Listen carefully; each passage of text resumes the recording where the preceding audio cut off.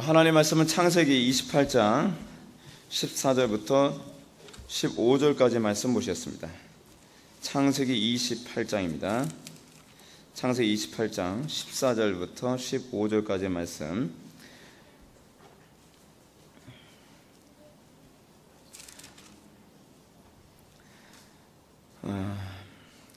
구약성경 41페이지입니다. 찾으셨으면 제가 봉독하겠습니다. 내 자손이 땅의 티끌같이 되어 내가 서쪽과 동쪽과 북쪽과 남쪽으로 퍼져나갈지며 땅의 모든 족속이 너와 내 자손으로 말미암아 복을 받으리라. 내가 너와 함께 있어 내가 어디로 가든지 너를 지키며 너를 이끌어 이 땅으로 돌아오게 할지라. 내가 내게 허락한 것을 다 이루기까지 너를 떠나지 아니하리라 하신지라. 아멘. 이 시간은 첫 번째 강의가 되겠습니다. 성전과 하나님의 임재. 첫 번째 창세기에 나타난 성전과 하나님의 임재를 우리가 오늘 시간 살펴보는 시간을 갖도록 하셨습니다. 먼 거리에서 오시느라 수고 많으셨습니다. 이번 수련회 통해서 우리가 하나님의 임재에 대해서 우리가 좀 알고 또 성전된 존재가 무엇인가에 관해서 우리가 좀 알아가는 아주 귀한 시간 됐으면 좋겠습니다.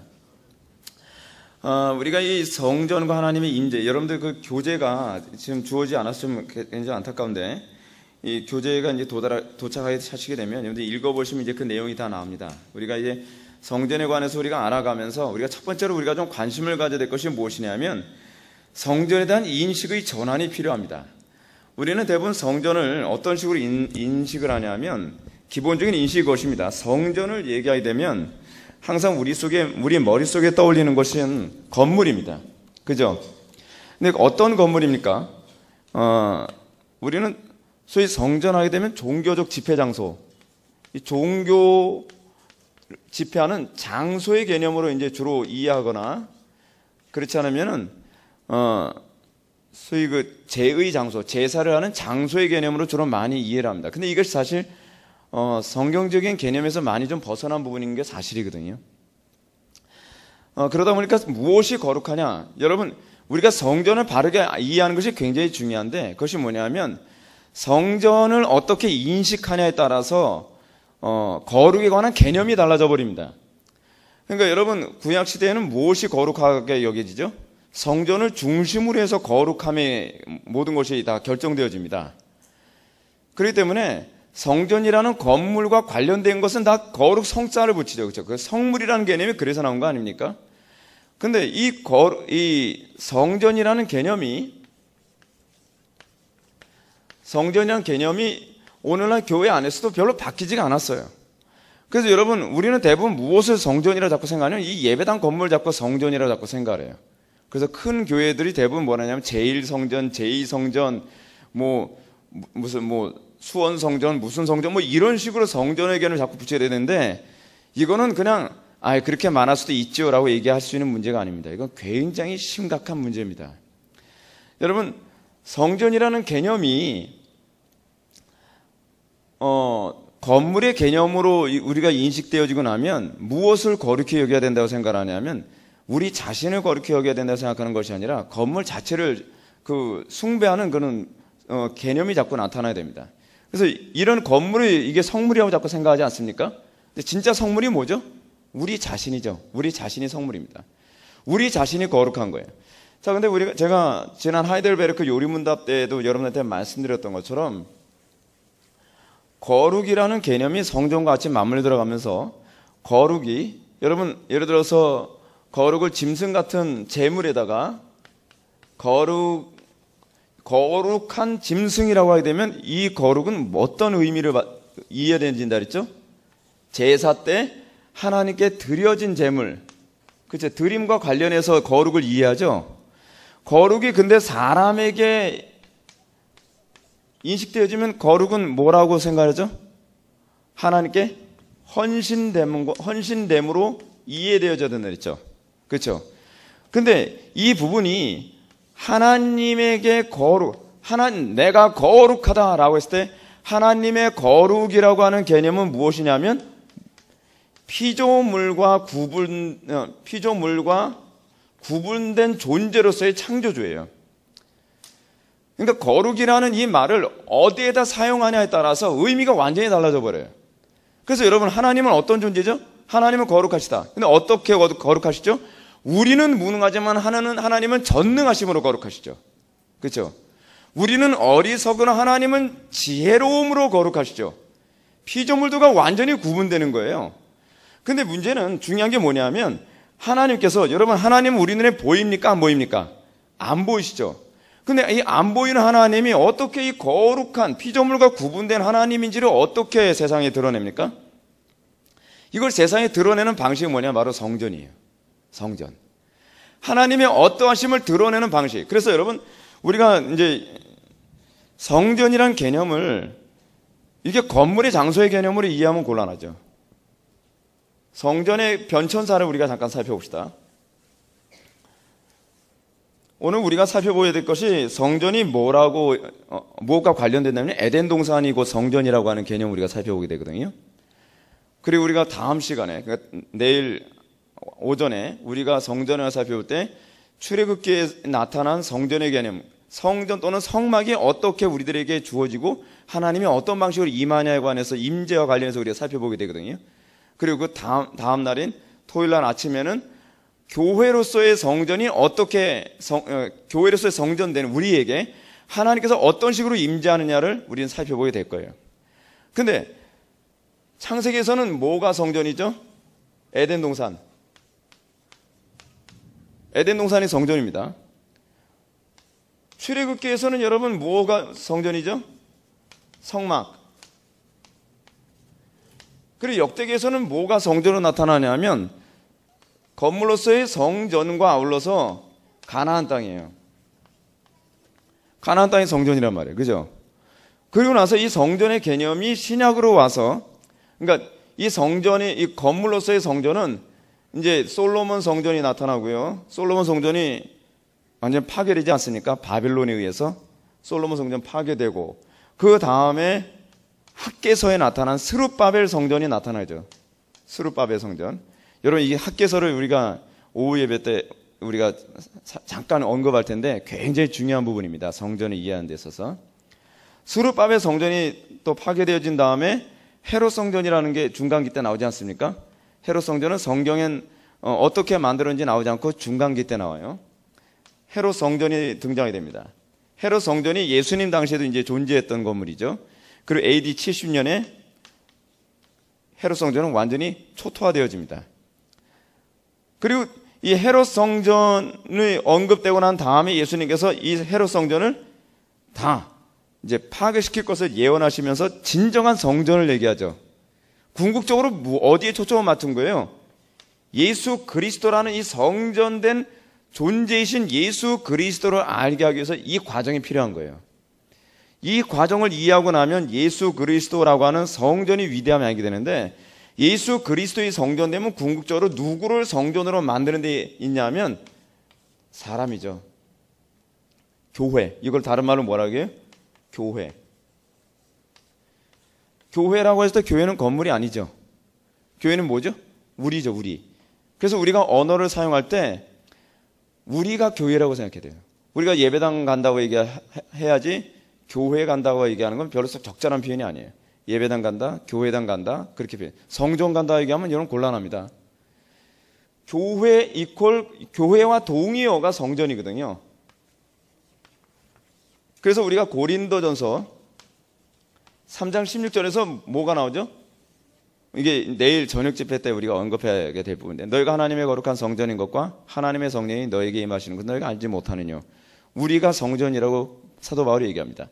이 부분은 굉장히 중요한 게 뭐냐면, 우리가 내일 집회에 살펴볼 것이 사도 바울이 교회의 성전됨에 관한 얘기를 고린도전서 3장에서 성전 이미지를 사용하고요, 또 6장에서 성전 이미지를 또 사용합니다. 그래서 고린도전서 3장에서 성전 이미지를 얘기하기 전에 사도 바울은 이 고린도 교회의 문제점을 장황하게 얘기하면서 3장 16절 이 방식으로 이끌어가요. 너희가 어떤 존재냐? 너희들이 왜 이렇게 살면 안 되냐? 그 이유는 뭐냐면 너희가 성전이기 때문에 라고 얘기를 하는 거예요.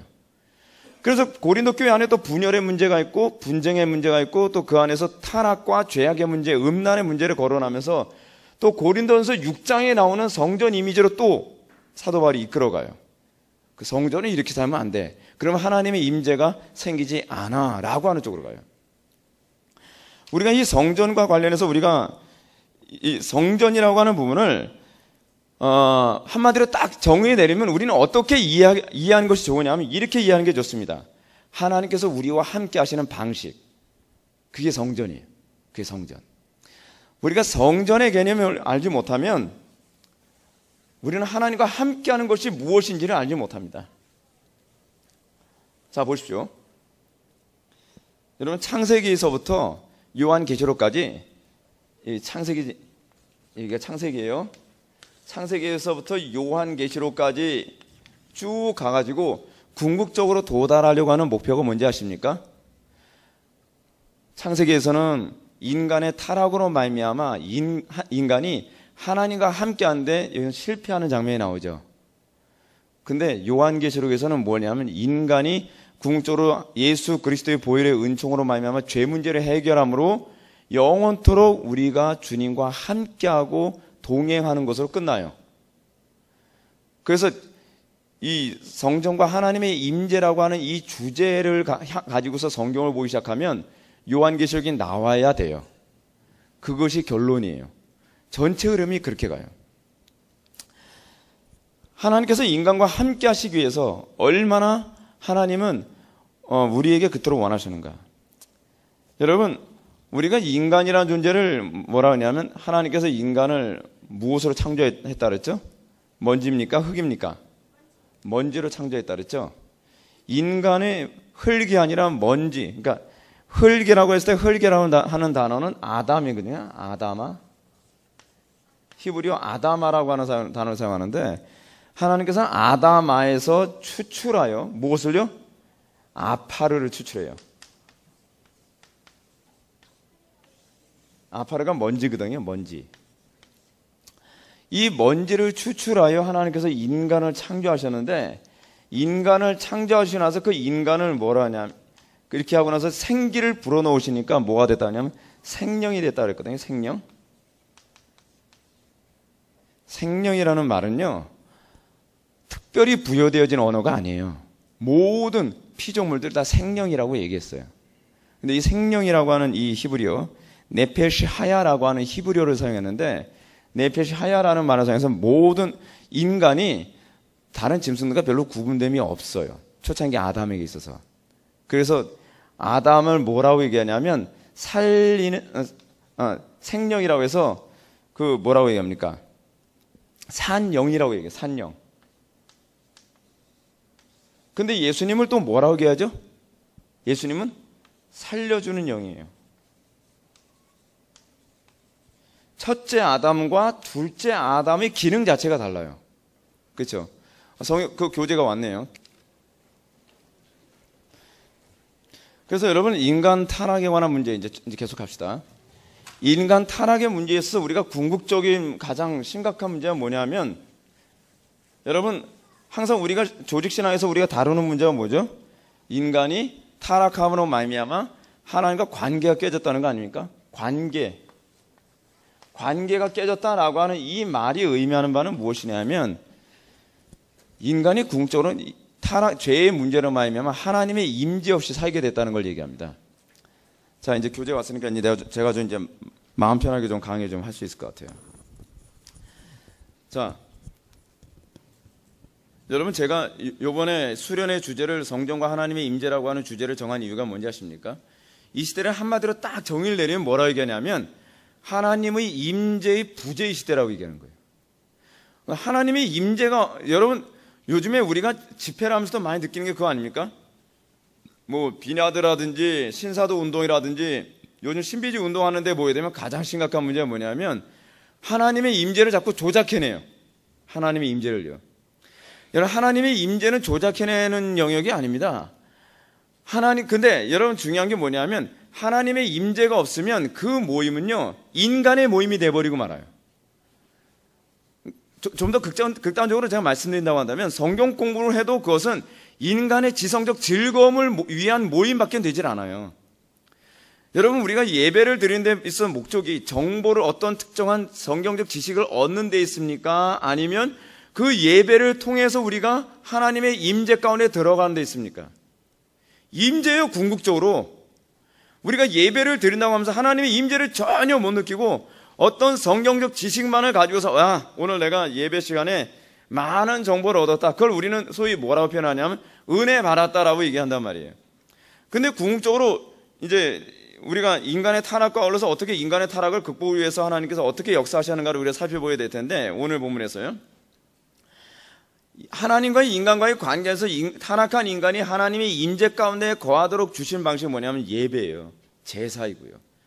그리고 예배나 제사를 드리도록 하나님께서 주신 어떤 시스템, 어떤 구조물이 무엇이냐면 그게 바로 성전이란 말이에요. 성전. 그러니까 하나님의 임재가 떠나면 그때서부터는 껍데기예요. 껍데기. 우리가 이제 내일 구약 성경에 나오는 하나님의 임재와 임재 없어짐을 우리가 살펴보아야 될 텐데, 여러분, 에스겔서 10장에서 나오는 가장 심각한 문제가 무엇인지 아십니까? 이스라엘이 하나님께 제사를 드리는데 문제는 뭐냐면 하나님께서 더 이상 그 성전에 임재하지 않으신다는 거예요. 하나님의 신이 성전에서 떠나버려요. 그게 에스겔서 10장에 나오는 얘기거든요. 하나님의 임재가 떠나는데 제사장들이 거기서 뭐예요? 제사를 드려요. 웃기는 거죠. 하나님께 제사를 드린다고 왔는데 하나님은 관심이 없어요. 떠났어요. 자, 이거 오늘날 우리식으로 한번 볼까요?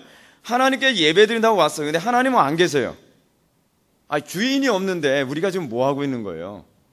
그건 뭐죠? 껍데기인 거예요. 껍데기. 그거를 뭐라고 얘기하냐면 그게 바로 외식이라고 그러는 거예요. 외식. 외식은 겉모습은 화려하죠. 겉모습은 화려한데 그 안에 뭐가 없어요? 생명이 없는 게 외식이에요. 생명이 없는 것이. 그래서 사도 바울이 유대인들을 향해서 뭐라고 얘기하냐면 경건의 모양은 있으나 경건의 능력을 부인하는 자로부터 떠나가라라고 얘기한단 말이에요. 생명이 없는 거예요. 하나님의 임재가 없이 기도를 하는데, 제가 우리 교회 성도들한테 맨날 제가 달달달 볶는 게 그거죠. 임재 없이 기도하지 말라는 거예요. 임재 없이 예배하지 말라는 거예요. 임재 없이 어떤 종교적 행위도 할 생각을 하지 말라는 거예요. 우리의 궁극적 목적은 무엇이냐면, 목표는 하나님의 임재 가운데 거하는 거예요. 찬양을 하면서도 제가 찬양에 관해서 굉장히 관심이 많거든요. 근데 찬양을 하면서 저는 무감각하게 찬양하거나 다른 사람 의식하면 찬양을 저는 굉장히 싫어합니다. 찬양을 하면서요, 하나님의 임재가 안 느껴지면 하나님의 임재를 느끼기 위해서 우리는 무진장 애를 써야만 합니다. 궁극적으로 우리는 어떤 종교적 행위를 했다는 것에 만족하면 안 되는 거예요. 자, 제가 이 서론적으로 너무 많은 얘기를 하게 되면 진도를 못 나가니까 첫 번째 봅시다. 2페이지 보게 되면 창세기에 나타난 성전과 하나님의 임재 1. 하나님의 형상으로 창조된 인간이라고 하는 부분을 보시도록 하시겠습니다. 여러분, 하나님의 임재를 얘기할 때 항상 가장 먼저 거론해야 되는 부분은 뭐냐면 하나님의 형상대로 인간이 창조됐다는 부분입니다. 하나님께서 우리를 하나님의 형상대로 창조하신 것에 관한 중요한 목적이 있습니다. 그것을 여러 가지 방식으로 얘기를 하지만 그 중에 하나는 뭐냐면 하나님의 임재 안에 살 수 있는 기능을 만드는 기능. 여러분, 짐승이 무슨 하나님의 임재를 느끼겠습니까? 여러분들 애완견이 하나님의 임재를 느끼기 위해서 애씁니까? 그거 못하잖아요. 침팬지나 고릴라가 그거 합니까? 못해요. 인간만이 하나님의 임재 안에서 임재를 즐기고 임재 안에서 하나님과 교제할 수 있단 말이에요. 신자와 불신자의 차이가 뭔지 아십니까? 똑같이 성령이 불같이 쏟아지고 성령께서 강력하게 임재하시는데 자연인들은 하나님의 임재를 못 느끼고요. 그리고 거룩한 성도들은 하나님의 임재를 느낀다는 거예요. 그게 성전이에요. 그게 성전. 하나님께서 우리를 하나님의 형상으로 회복하여 우리를 성전으로 만드시는 것이 무엇이냐면, 과거에는요, 놀라운 게 뭐냐면 신약과 구약의 차이가 여기 있어요. 구약 시대는 하나님께서 임재하시는 성전과 사람이 따로 구분되어 있어요. 근데 오순절날 성령 강림이 있고 난 다음에는 성전과 인간이 하나로 통합돼 버려요. 그래서 인간이 곧 성전이고 성전이 곧 인간이, 하나님의 임재를 맛보기 위해서 성전에 가야 되는 존재가 아니라 하나님의 임재를 맛보기 위해서 우리는 이제 신령과 진정으로 하나님 앞에 나아가기만 하면 돼요. 그래서 그 부분을 얘기한 것이 뭐예요? 요한복음 4장이잖아요. 요한복음 4장. 요한복음 4장에서 무슨 얘기를 하죠? 예수님하고 그 사마리아 여인하고 얘기를 하면서 하나님께 제사를 드리기 위해서 우리는 그리신산으로 가야 된다고 하는데 당신네들은 예루살렘으로 가야 한다고 하더이다 라고 얘기하니까 예수님이 뭐라 했어요? 이 산으로도 가지 말고 저 산으로도 갈 필요 없다. 이제 놀라운 새로운 시대가 열리는데 하나님께 예배하는 자는 신령과 진정으로 예배할지니라. 자, 여기서 굉장히 중요한 얘기를 하나 해드릴게요. 교재 없는 얘기니까 그냥 여러분 이 부분은 염두에 두시기 바랍니다. 여러분 신령과 진리로 예배한다 그러잖아요. 이게 성전 제사의 핵심이에요. 진리는 뭐죠? 말씀이잖아요. 신령을 성령이라고도 얘기하는 사람이 있고 또는 우리의 영이라고도 얘기하는 사람이 있어요. 근데 성전 신학이라는 개념으로 보게 되면 구약시대 사람들은 성전에서 제사를 드리기 위해서는 두 가지 요건이 있죠. 뭐냐면 성전 안에 언약이 있고 그 언약 위에 하나님의 신이 임재하세요. 여러분 에스겔서에서 왜 하나님의 신이 떠난지 아십니까? 이스라엘 백성이 하나님의 언약을 파괴했기 때문에 그래요. 언약은 뭐와 짝을 이루죠? 진리. 임재는 뭐와 짝을 이루죠? 신령. 더 이상 성전 찾아다닐 필요가 없다는 거예요. 이제는 누가 성전이 되는 거예요? 우리가 성전이 되는 거예요. 굳이 예루살렘을 가야 되느냐 그리심산을 가야 되느냐에 관한 문제는 더 이상 우리의 관심사가 아니에요. 우리의 관심사는 뭐예요? 이제는 우리 안에서 우리가 날마다 성전으로 우리 안에서 날마다 하나님의 임재를 맛볼 수 있는 그런 영광스러운 시대가 도래하게 될 것이라는 거예요. 이게 신약의 교회의 위대함입니다. 그래서 신약의 교회에서는 성전에 대한 인식이 없어져요. 건물로서의 성전에 대한 인식이 없어져요.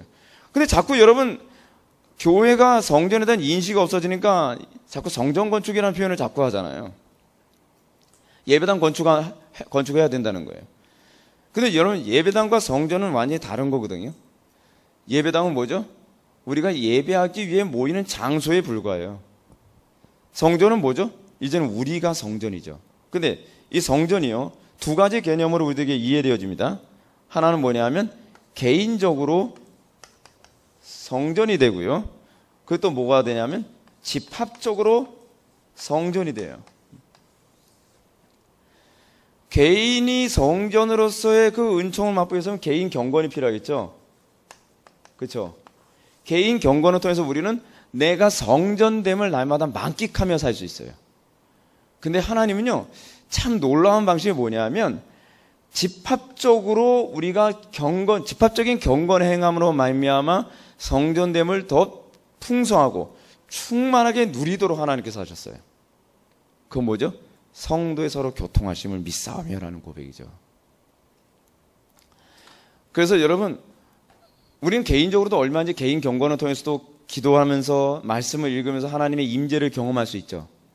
근데 그 임재를 경험한 사람들이 모여서 서로 교통하고 그 임재를 경험한 사람들이 모여서 하나님을 찬미함으로 말미암아 그 안에 성령이 임재하시고 그러면서 무엇이라고 하냐면 바로 이것이 부흥이라는 개념으로 더 강력하게 성령이 임재하시면 부흥이라는 개념으로 와요. 하나님의 임재 부재 시대의 심각한 문제는 무엇이냐면 하나님께서 더 이상 임재하지 아니함으로 말미암아 더 이상 교회가 교회 다음을 더 이상 볼 수 없게 됐다는 겁니다. 자, 그래서 하나님의 형상을 상실한 인간이 하나님의 형상으로부터 떨어져 나옵니다. 하나님의 임재로부터 떨어져 나옵니다. 하나님의 임재로부터 떨어져 나왔다는 개념이 무엇으로 나타나냐면 에덴 동산으로부터 쫓겨나가는 것으로 나타나죠. 여러분 에덴 동산은 무엇이죠? 성전이죠. 성전. 가장 첫 번째로 드러나는 성전이 바로 에덴 동산입니다.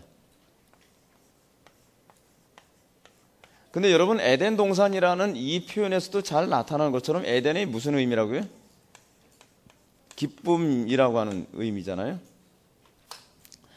여러분 우리가 성전된 그 하나님의 임재 가운데 거하게 될 때 우리에게서 나타나는 가장 전형적인 그 증상이 뭐냐면 기쁨이어야 돼요. 기쁨.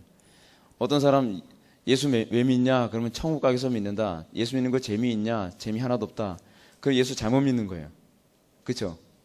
예수 믿는 건 어떻게 되죠? 기뻐야죠. 그게 신약교회의 위대함이거든요. 신약교회 성도들은 예수 믿는 것이 기쁨이고 예수 믿는 것이 자발적이고 예수 믿는 것이 행복이에요. 자, 그러면 우리가 3페이지로 넘어가서 하나님의 임재로부터 떨어져 나가게 된 원인이 무엇인가? 원인이 뭡니까? 죄죠, 죄. 여러분, 우리가 신약의 교회에게 율법 준수가 어떤 의미를 가지고 있다 그랬죠? 신약의 교회에서의 율법은요, 구원받기 위한 조건이 아니에요. 절대로 그렇게 이해하면 안 된다 그랬죠. 율법에 두 가지 기능이 있다 그랬죠. 율법을 크게 세 가지 기능으로 이제 얘기하기도 하는데, 일반적으로 신학에서요. 첫 번째 기능이 뭐라 했죠?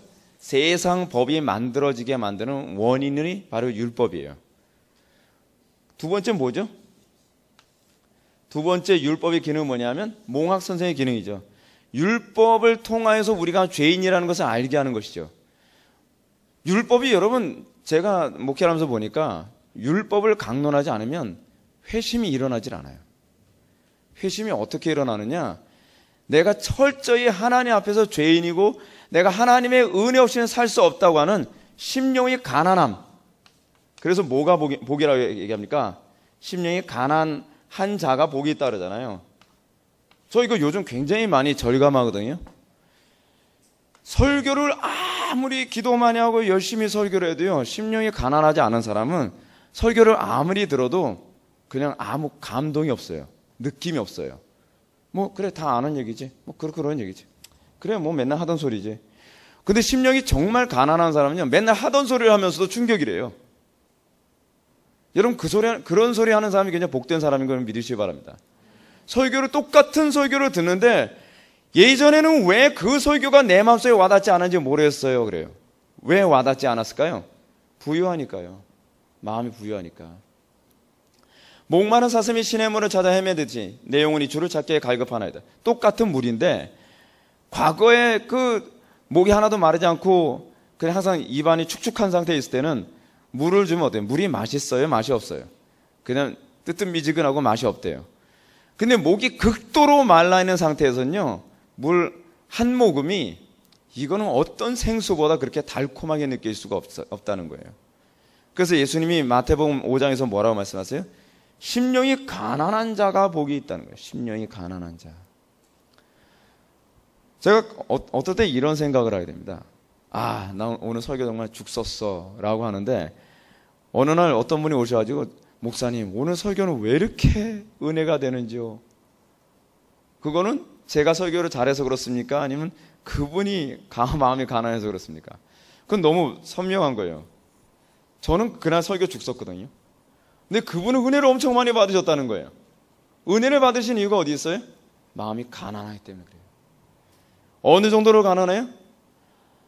자녀의 떡을 취하여 개에게 줌이 마땅치 아니하도다 했을 때 자녀의 밥상에서 떨어진 부스러기 하나도 너무 맛있게 느껴지는 거예요. 너무 생명처럼 여겨지는 거예요.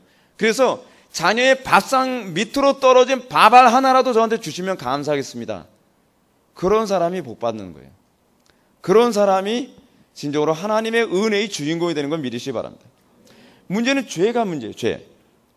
이 죄로 말미암아 인간에 나타나는 것은 하나님의 신이 떠나는 거예요. 하나님의 신이 떠나는 거. 성전, 이 에덴으로부터의 추방은 바로 죄 때문에 그랬거든요. 죄 때문에. 여러분들 교재 이제 2번에 두 번째 패러그래프 한번 보시기 바랍니다. 사실 죽음에 대한 하나님의 선언과 에덴 동산으로부터의 추방은 별개의 선언이 아닙니다. 이 두 선언은 유기적인 관계에 있습니다. 즉 에덴으로부터의 추방 선언은 하나님이 인간과 함께하지 않겠다는 현재적 표현이고요. 죽음은 생명의 근원 대신 하나님으로부터 떨어져 나가게 된 인간의 궁극적 상태가 무엇인지를 보여주는 거예요. 여러분, 네가 죄를 범하면은 정령 죽으리라. 주님께서 말씀하셨죠. 여러분, 정령 죽으리라라고 하는 이 말은요, 이렇게 이해하셔도 돼요. 네가 내 명령을 따르지 않고 네가 죄를 범하면 내가 생명 대신 생명된 내가 너로부터 떠나가겠다. 하나님의 임재를 뭐 하겠다는 거예요? 거두어 가겠다라는 말과 동의해요. 여러분 이거 두려워하십니까? 하나님께서 여러분들에게 임재를 거둬가시고 하나님의 임재를 여러분 느끼지 않는 것을 여러분은 두려워하십니까? 다윗이 우리아의 아내 밧세바를 범하고 난 다음에 뭐라고 얘기하죠? 나를 주님 앞에서 멀리하지 마시고 주의 성령을 내게서 거두지 마옵소서. 여러분 임재가 이렇게 중요한 겁니다. 다윗은 뭔가 아는 사람이었어요. 다윗은 뭔가 아는 사람이었는데 뭘 아는 사람이냐면 다른 어떤 것도 걷어가도 두렵지 않은데요. 주의 임재를 걷어가는 것이 나는 가장 두렵습니다 라고 얘기할 줄 아는 소위 그 진가를 아는 사람이었단 말이에요. 오늘날 여러분 우리 한국교회가 많이 교만해져 있었던 것이 뭐냐면 1907년 평양 대붕 이후에 하나님의 임재가 흘러 넘치고 차고 넘치도록 부어지고 나니까 임재가 무슨 거저 주어지는 것처럼 그렇게 인식하고 있었던 것 같아요. 성령을 소멸하지 말라. 소멸하지 말라라고 하는 그 헬라어의 원어민은 불을 끄지 말라는 얘기거든요. 근데 성령을 소멸하는 것을 아무렇지도 않게 생각을 하죠. 여러분 성령 소멸하는 것이 얼마나 무서운 죄인지 아십니까? 성령을 소멸함으로 말미암아 나중엔요 하나님의 구원과 완전히 결별될 수도 있다는 걸 아셔야만 합니다.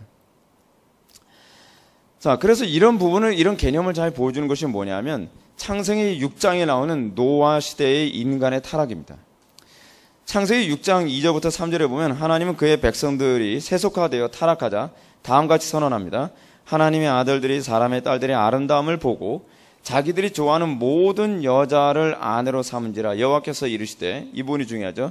나의 영이 영원히 사람과 함께하지 아니하리니. 그 어떻게 하나님께서 말씀하시냐면 죄를 범하면 너희를 진멸하겠어 라는 말로 표현하기보다는 사망 선고를 어떤 식으로 주로 표현했냐면 나의 영이 너희와 함께하지 않겠다, 임재를 거두어 가심이라고 하는 표현을 사용하죠. 제가 공적 예배에서 가장 관심을 갖는 것이 무엇인가? 하나님의 임재가 오늘 이 예배 가운데 없을까 봐 항상 두려워하는 거거든요. 여러분들이 공적 예배에서 가장 두려워해야 될 것이 뭐냐면 내가 하나님의 임재를 맛보지 않고 오늘 예배를 끝나게 될까 봐 두려워해야만 합니다. 사람들이요 하나님의 임재를 맛보지 않고 예배를 맨날 실패하는 걸 아무렇지도 않게 생각을 해요. 근데 이게 지금 제가 굉장히 심각한 게 뭐냐면 제가 지난 주일 낮예배 때 제가 막 열변을 토하면서 말씀드린 건데 예배 시간에 졸거나 예배 시간에 하나님의 임재를 맛보는 것에 아무 관심이 없어요. 그러니까 여러분 요즘에 한국 교회가 얼마나 심각한 문제인지 아십니까? 목사님들이 성도들이 하나님의 임재 가운데 거하지 못하는 거 보면 애간장이 타가지고 저들이 어떻게 하냐 하나님의 임재를 맛보기 위해서 무지냐 애를 써야 되는데 임재를 맛보지 않아도 자기도 임재가 뭔지 모르니까 그 임재를 맛보지 않아도 그냥 그것이 오늘 예배 드렸으니까 하나님이 기뻐하실 거라고 생각하는 거예요. 여러분 예배를 드렸으니까 하나님이 기뻐하시는 게 아닙니다. 잘못된 예배를 드리면요 벌이 더 크다는 거 아십니까? 그 두려움이 없어요. 그 두려움이. 제가 그래서 퀴즈를 낸 적이 있었죠. 예배를 잘못 드리는 그 교인과 예배를 안 드리는 불신자와 죄가 어느 쪽이 더 크다고 제가 여러분들한테 말씀드렸습니까? 전자입니까? 후자입니까? 전자예요. 하나님을 몰라서 예배당에 안 온 사람들보다 예배당에 예배 드리러 왔다고 하면서도 예배를 불경건해 드리는 건 알면서 하나님을 모독한 신성 모독죄에 해당이 돼요. 그것이 얼마나 큰 죄인지에 대한 감각이 없어요. 왜냐하면 혹은 하나님 앞에 그런 범죄를 저지르며 살아갔으니까. 여러분 성경 보십시오. 하나님께서는 임재를 거둬가신다고 말씀하셨습니다. 노아의 노아 시대 사람들에게. 그러면서 하나님께서는 임재를 걸어가신다고 말씀하시고 난 다음에 그 다음에 하나님께서 하신 일이 뭐냐면 홍수로 인류를 심판하신 거예요. 그래서 여러분들 교재 맨 3페이지 맨 아래줄을 보면 하나님 임재의 부재는 그 자체로 사형 선고이며 시한부 인생을 의미합니다.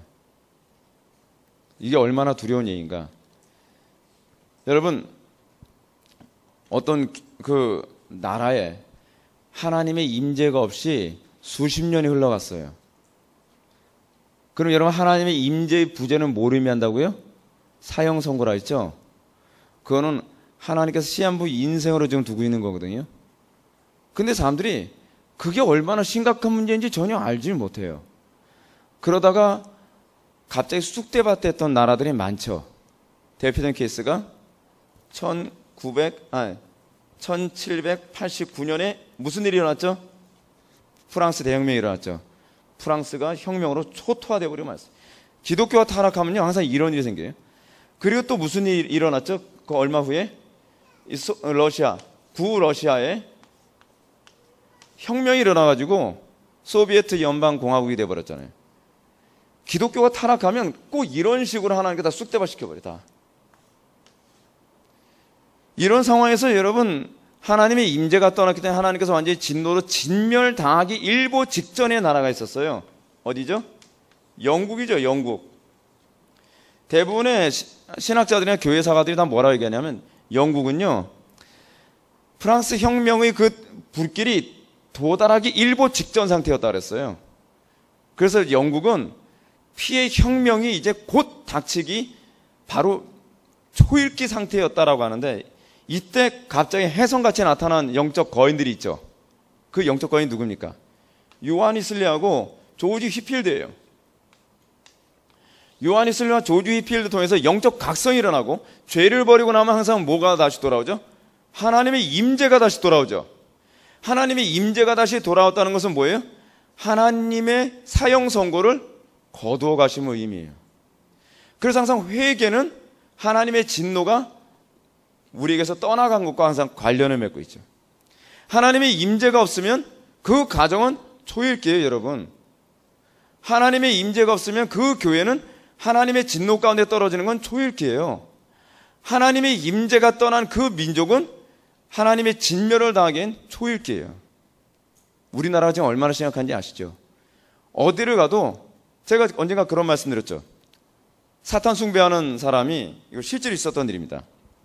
사탄 숭배하는 사람이 자기 아들을 딱 데려가는 거예요. 그래서 어디를 데려가냐 하면 거의 망하기 일보 직전 된 교회를 데려가요. 예배당에. 같이 예배를 드려요. 같이 예배 보고 난 다음에 자기 아들한테 그런 거예요. 아들아, 여기서 하나님의 그 신이 느껴지냐? 하나님이 더 강한 신이겠냐? 루시퍼가 더 강한 신이겠냐? 라고 물어보는 거예요. 루시퍼가 훨씬 강한 신입니다. 그걸 고백을 하면 됐다. 피의 제사를 딱 드리는 거예요. 너 이제 루시퍼의 아들이다. 여러분, 오늘날 이 시대 교회가 얼마나 처참한지 아시죠? 여러분, 하나님을 모르는 사람들이 교회 와서 어떻게 해야 되죠? 두려워 떨어야 되는 거 아닙니까? 그 영적 분위기에 압도돼야 되는 거 아닙니까? 하나님을 경외하는 모습에 그들이 굴복해야 되는 거 아닙니까? 근데 누가 와서 보더라도 하나님 안 계신 것 같은 거예요. 예배를 드린답시고 앉아있는 사람들을 모습을 보면 저 사람들도 하나님 안 믿는 것 같아, 그렇게 느껴지는 거예요. 하나님의 임재가 떠나면서도 전 개인적으로 그래요. 하나님의 임재가 뭔지도 모르면서 왜 이렇게 신학생들은 자꾸 배출되는지. 그럼 뭐 개척을 자꾸 한다고 그래요. 개척을 왜 하는지 저는 잘 모르겠어요. 개척을 왜 하는 걸까요, 도대체? 하나님의 임재에 관심도 없고 하나님의 임재가 뭔지도 모르면서 교인을 끌어모으면 그것이 개척이고 그것이 교회라고 생각하는데, 그건 교회가 아니에요. 사람들의 모임이죠. 집단 모임에 불과해요. 교회는 그 교회의 교회됨을 규정하는 건요, 말씀과 하나님의 임재예요. 교회는 학원이 아닙니다. 성경 공부 가르치는 기관이 아니에요. 성경을 가르치는 이유가 뭐냐면 항상 하나님의 임재는 언약 위에 임하기 때문에 그래요. 그래서 여러분, 거짓된 부흥과 참된 부흥을 구분하는 중요한 시금석이 뭔지 아세요? 하나님의 말씀 가운데 성령께서 성령을 쏟아 부으시는 사건만이 참된 부흥입니다.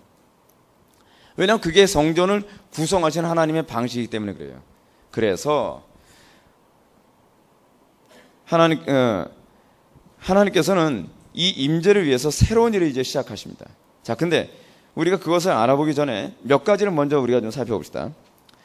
여러분, 성전에 또 다른 구약의 이름이 하나 있습니다. 그 뭐냐면 하나님의 집이에요. 내 집이라는 말. 여러분들 교재를 보게 되면 그 표현이 나옵니다. 3페이지 에덴 동산과 성전이라고 하는 그 부분을 보시게 되면 성경에서 하나님은 성전을 뭐라고 얘기하냐면 하나님께서 거하시는 집이라는 의미를 가지고 있어요.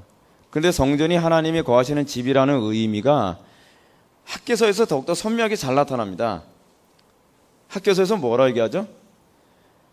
내 집은 초라한데 너희들은 판벽된 집에서 잘 먹고 잘 살고 있다 이놈들아 라고 얘기하고 있죠. 무슨 얘기하는 거죠? 여러분, 구약에서 이스라엘 백성들이 성전을 건축할 때 그들은 성전을 어떻게 건축했습니까? 최고의 것을 가지고서 건축을 했죠. 그죠? 여러분, 이 개념이 신약에 와서 성전이 뭐가 성전이라 했죠? 건물이 성전이 아니라 했죠. 여러분, 예배당은 초라해도 상관없어요. 근데 무엇이 최고여야 되냐면 하나님의 영광을 위하여 살아가는 우리의 삶, 그것이 성전 건축이에요. 그것이 성전 건축. 그래서 주님은 우리에게 뭐라고 말씀하시느냐? 제가 요즘에 입이 마르고 닳도록 마음을 다하고 뜻을 다하고 목숨을 다하고 힘을 다하고 거기다 플러스 하나 더 지혜를 다하여 우리는 뭐 해야 돼요? 하나님의 거룩한 성전을 건축하도록 해야 돼요. 근데 실제로 구약에서 성전을 건축할 때 이 방식으로 성전을 건축했어요. 그렇죠? 대충 성전 건축하지 않았죠. 성도들의 그의 신약의 교회가 성전을 건축하는 이 마인드로 살아가야 되거든요. 근데 우리는 오늘날 기독교는 얼마나 헐렁헐렁하게 살아갑니까? 대충 살아가죠. 제가 요즘 한국교회 안에서 이런 얘기 들을 때마다 제가 굉장히 화가 나는 게 뭐냐면 열심을 내면 혹시 이단 다니는 거 아니야? 뭐 이런 얘기예요. 그죠? 막 열심히 막 신앙생활하면 아, 저 사람 광신자 된 것 같다. 뭔가 잘못된 것 같다.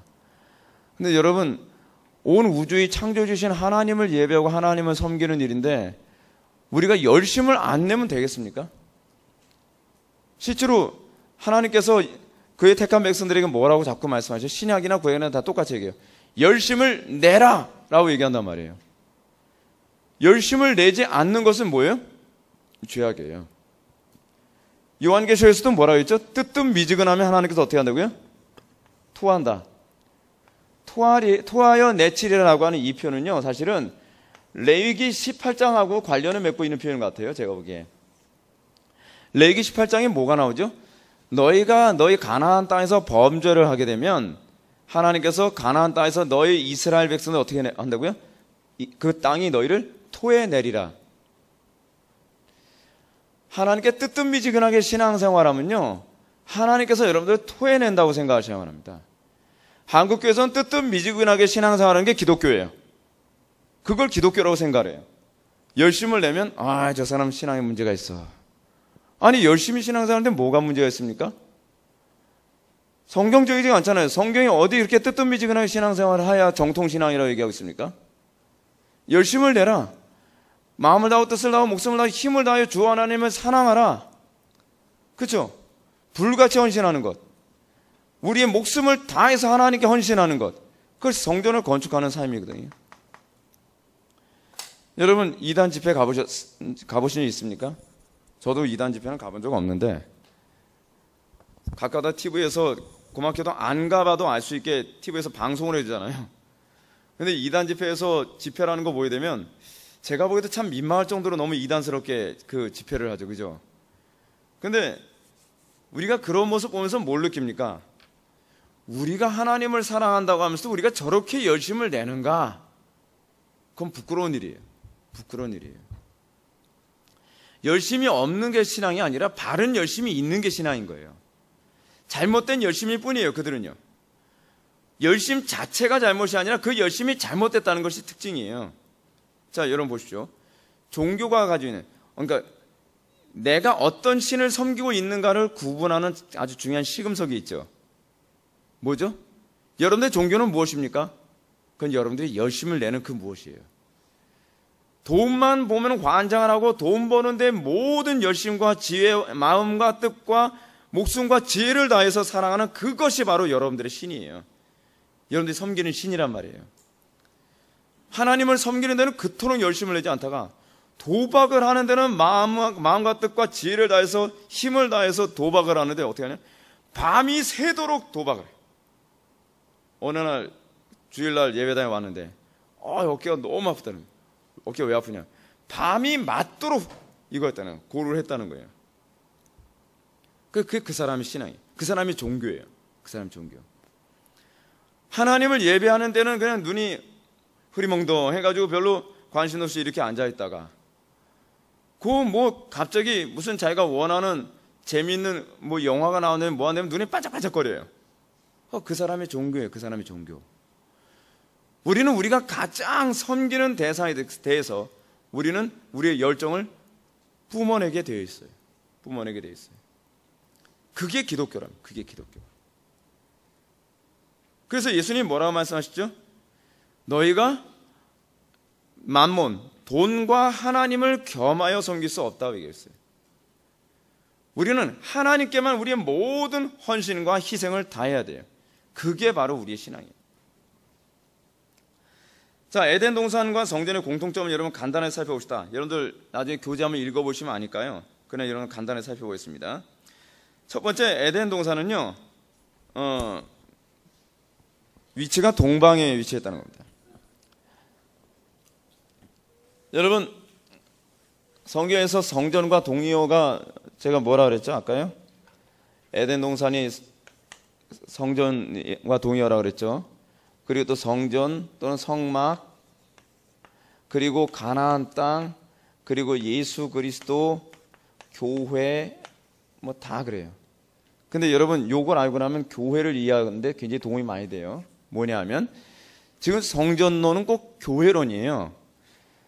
성전, 여러분 성막, 홀리 텐트를 이스라엘 백성들이 딱 광야 생활하다가 자 성막 그러게 되면 성막을 항상 건축할 땐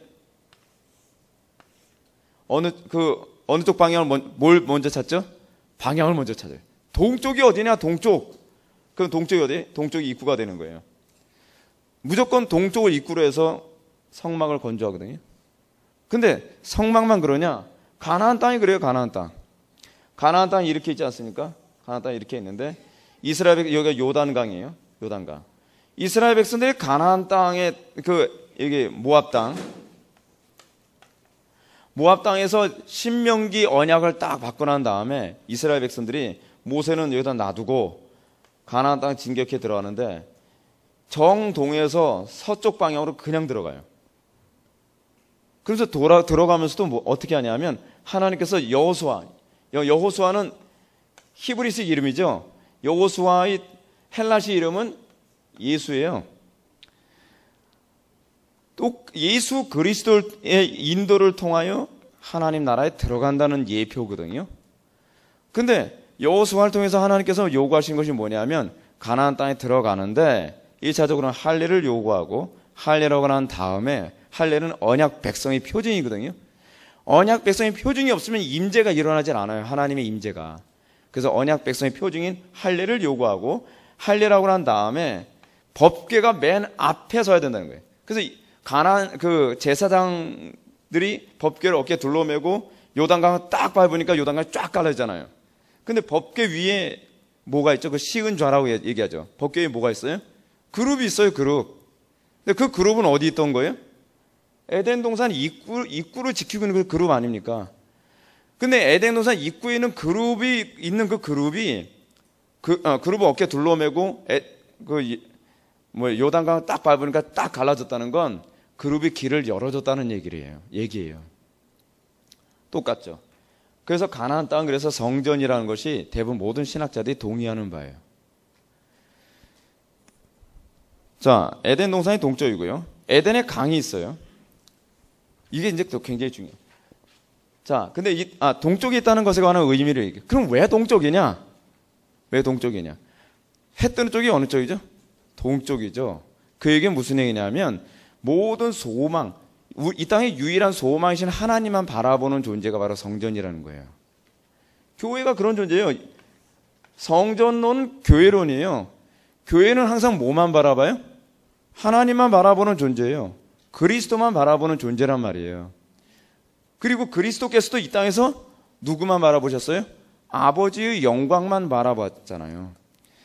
이 땅의 교회는 항상 동쪽을 향한 존재여야 돼요. 항상 하나님의 영광만을 바라보고 하나님의 영광을 향해서 항상 문이 열려 있어야 돼요. 하나님께서 그곳으로 들어오시고, 그래서 여러분 에스겔서에서 흥미로운 게 뭔지 아세요? 하나님께서는 성전의 입구를 통해서 나가시고 성전의 입구로 들어오세요. 그게 에스겔서 42장인가에 나오는 얘기예요. 하나님께서 다시 돌아오심을 에스겔에게 환상을 보여주시는데 42장에서 여호와의 신이 장차 에덴 그 성전의 입구를 통하여 다시 들어올 것이다 라고 하는 거예요. 여러분, 이 시대 교회가 하나님의 영광을 바라보며 이 시대 교회를 통하여 하나님의 임재가 이 땅에 다시 이루어질 것을 여러분 소망하시기 바랍니다. 자, 그런데 흥미로운 게 뭐냐면 에덴의 강이 있죠. 에덴 동산이 언덕에 있었냐 어떠냐 그것은 성경에 기록되어 있지는 않은데, 신약성경 전체로 보게 되면은, 그리고 다른 어떤 예언서를 보게 되면, 선지서에 보게 되면 에덴 동산이 윗부분에 있었다는 걸 잘 보여줘요. 또 그것을 추측하게 하는 것이 뭐냐면 에덴 동산에서 발원하여 4개의 강이 흘렀다고 얘기하잖아요. 그렇죠? 이 4개의 강이 온 땅으로 이렇게 쫙 흘러나가 있어요. 창세기 2장 10절은 강이 에덴에서 흘러나와 동산을 적시고라고 말합니다. 이 강은 성경 속에 등장하는 성전의 이미지와 의심의 여지 없이 중요한 연관성을 지니는데, 시편 46편 4절을 보면 한 시내가 있어 나뉘어 흘러 하나님의 성 곧 지존하신 이의 성소를 기쁘게 하도다 라고 얘기해요. 에덴에서 물이 발원하여 이 발원한 물이 온 땅을 적셔서 결국 에덴 동산 같은 풍요로운 시대를 만들거든요.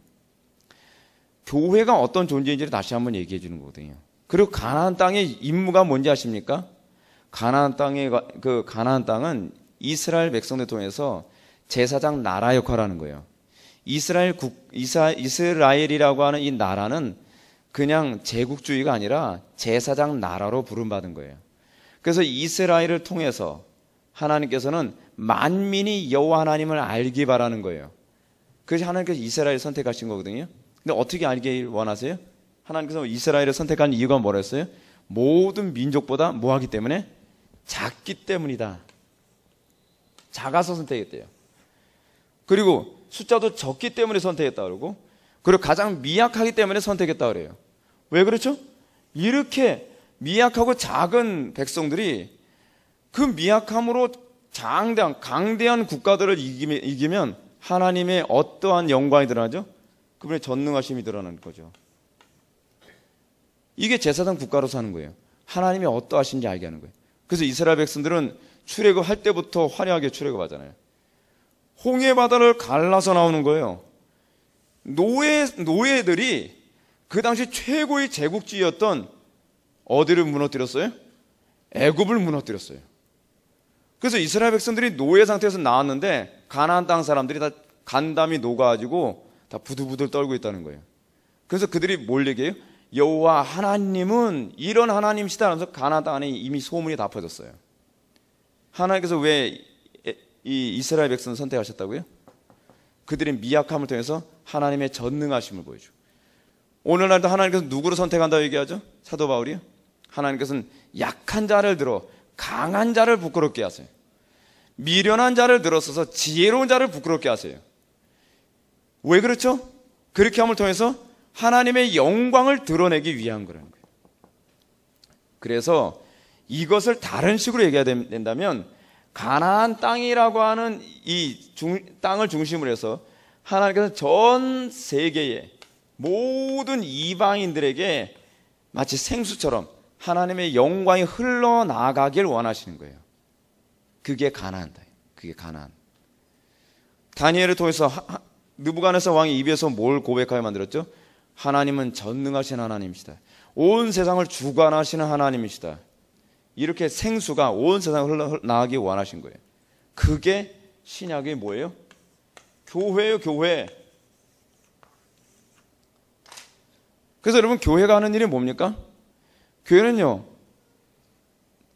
성도들이 가는 곳마다 그곳에 평강을 선포하고 그곳에 하나님의 영광을 나타내고 교회가 가는 곳마다 하나님의 생명으로 가득하게 해야 되는 거죠. 예수를 믿는다고 하면서 저 사람만 가면 직장이 어두워져. 저 사람만 가면 가정이 풍비박산이야. 저 사람만 가면 교회가 시끄러워요. 그거는 교회가 아니죠. 교회에 대한 별명이 뭐죠? 세상의 빛, 세상의 소금, 그리고 화평케 하는 자. 그게 교회의 별명이거든요. 오늘날 교회에 대한 이 욕을 굉장히 많이 하죠. 안 믿는 사람들이 기독교를 너무 욕 많이 하지 않습니까? 근데 그건요, 그럴 수밖에 없어요. 교회가 교회의 기능을 안 하니까 그래요. 여러분들이 예수를 믿는다고 한다면 여러분들이 항상 고민해야 될 게 이거예요. 내가 이 가정에 보내졌다. 그럼 이 가정에서 나 때문에 어떻게 해요? 생수의 발원지가 되어야 돼요. 하나님께서 이 나라에 복음을 주셨어요. 제가 우리나라를 보면서 굉장히 걱정스러운 게 뭐냐면 이 나라를 통해서 하나님께서는 생수가 전 세계로 흘러나가게 원하시겠죠. 이 나라를 통해서 많은 사람들이 그 목을 채우기를 원하겠죠. 저는 우리 회복의 교회를 개척을 하면서도 제가 꿈꾸는 것이 뭐냐면 영적으로 목마른 사람들이 우리 회복의 교회 때문에 목마름을 채우는 그런 은혜의 발원지가 되는 것이 제 꿈이에요. 근데 지금 우리나라는 소녀시대부터 시작해서 온갖 이건 악의 발원지가 되고 있어요. 무슨 영화죠? 그 영화 중에 올드보이? 그 번역하면 늙은 놈입니까? 이 올드보이부터 시작해서 온갖 잔인한 영화, 변태적인 영화, 음란한 영화, 그리고 그런 음악들, 그런 문화들, 이게 온통 우리나라가 그 악의 발원지가 되고 있어요. 악의 발원지. 여러분 이건요, 하나님께 얼마나 교회가 책망들 문제인지 아십니까? 저는 오늘 한국교회가 제발 예배당 건축하고 더 많이 사람들 긁어모으는데 정신 뺏기지 말고 생명의 발원지로서의 교회 역할을 해야 된다고 저는 생각합니다. 교회가 가면 그 교회를 통해서 어떻게 해요? 가정이 회복되어야 되는 거 아닙니까? 교회가 가면 그 사람 때문에 직장이 정말 활기차져야 되는 거 아닙니까? 근데 이 예수 믿는 사람이 오면 활기차지고 막 생수가 넘쳐야 되는데 저 사람 오면 사람들이 화기애애하던 야 온다 없던 일에 이거 곤란한 거잖아요.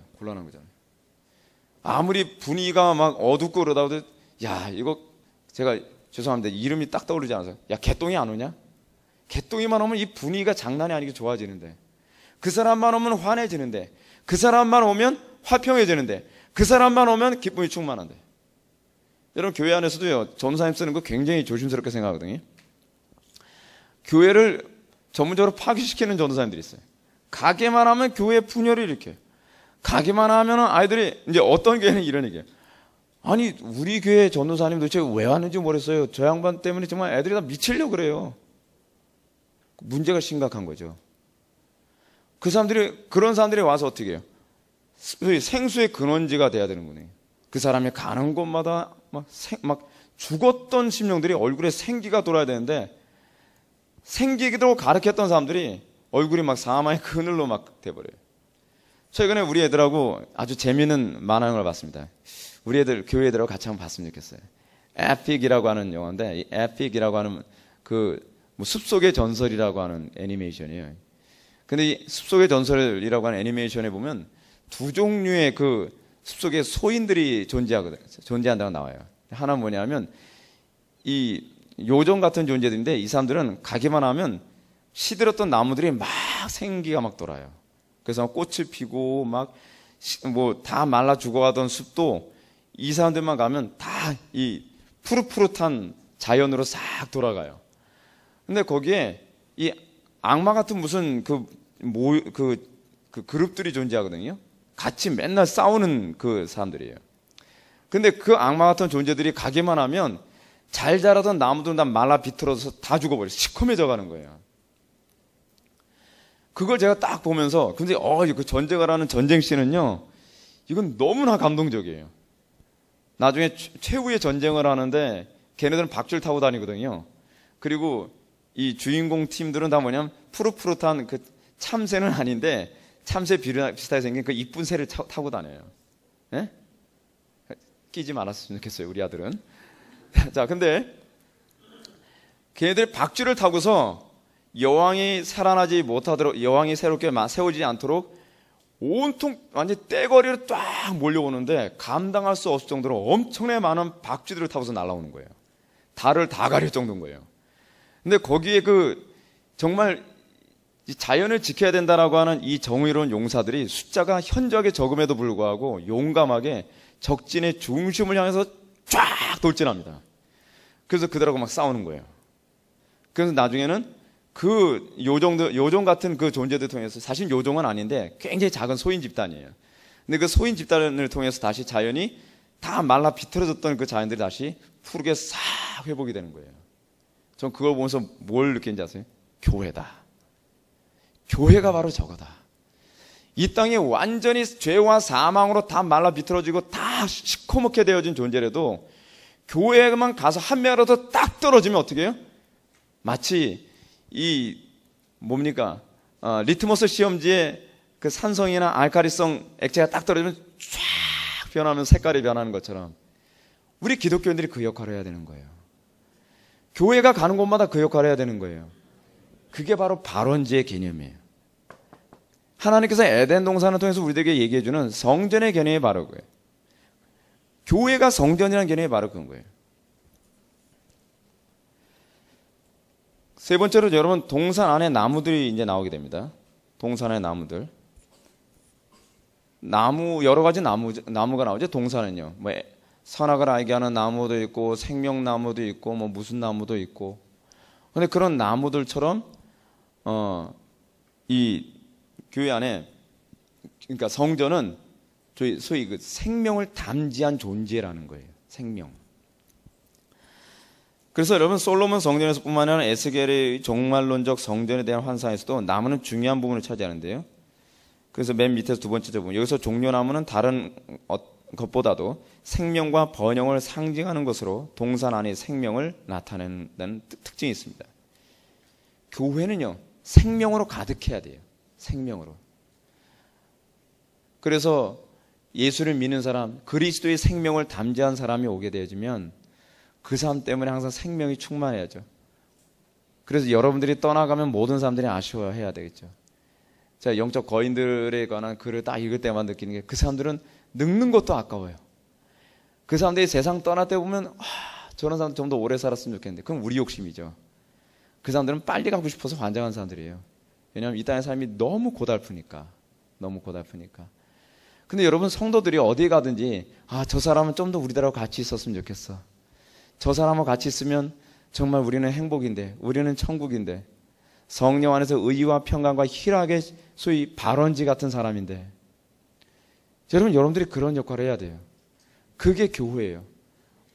우리 회복의 교회가 정말 사명을 가져야 되는 건 얼마나 많은 사람들이 모이느냐가 아니라 생명의 발원지, 생수의 발원지가 돼서 마치 너는 시냇가에 심겨진 나무라 라고 하는 것처럼 말이에요.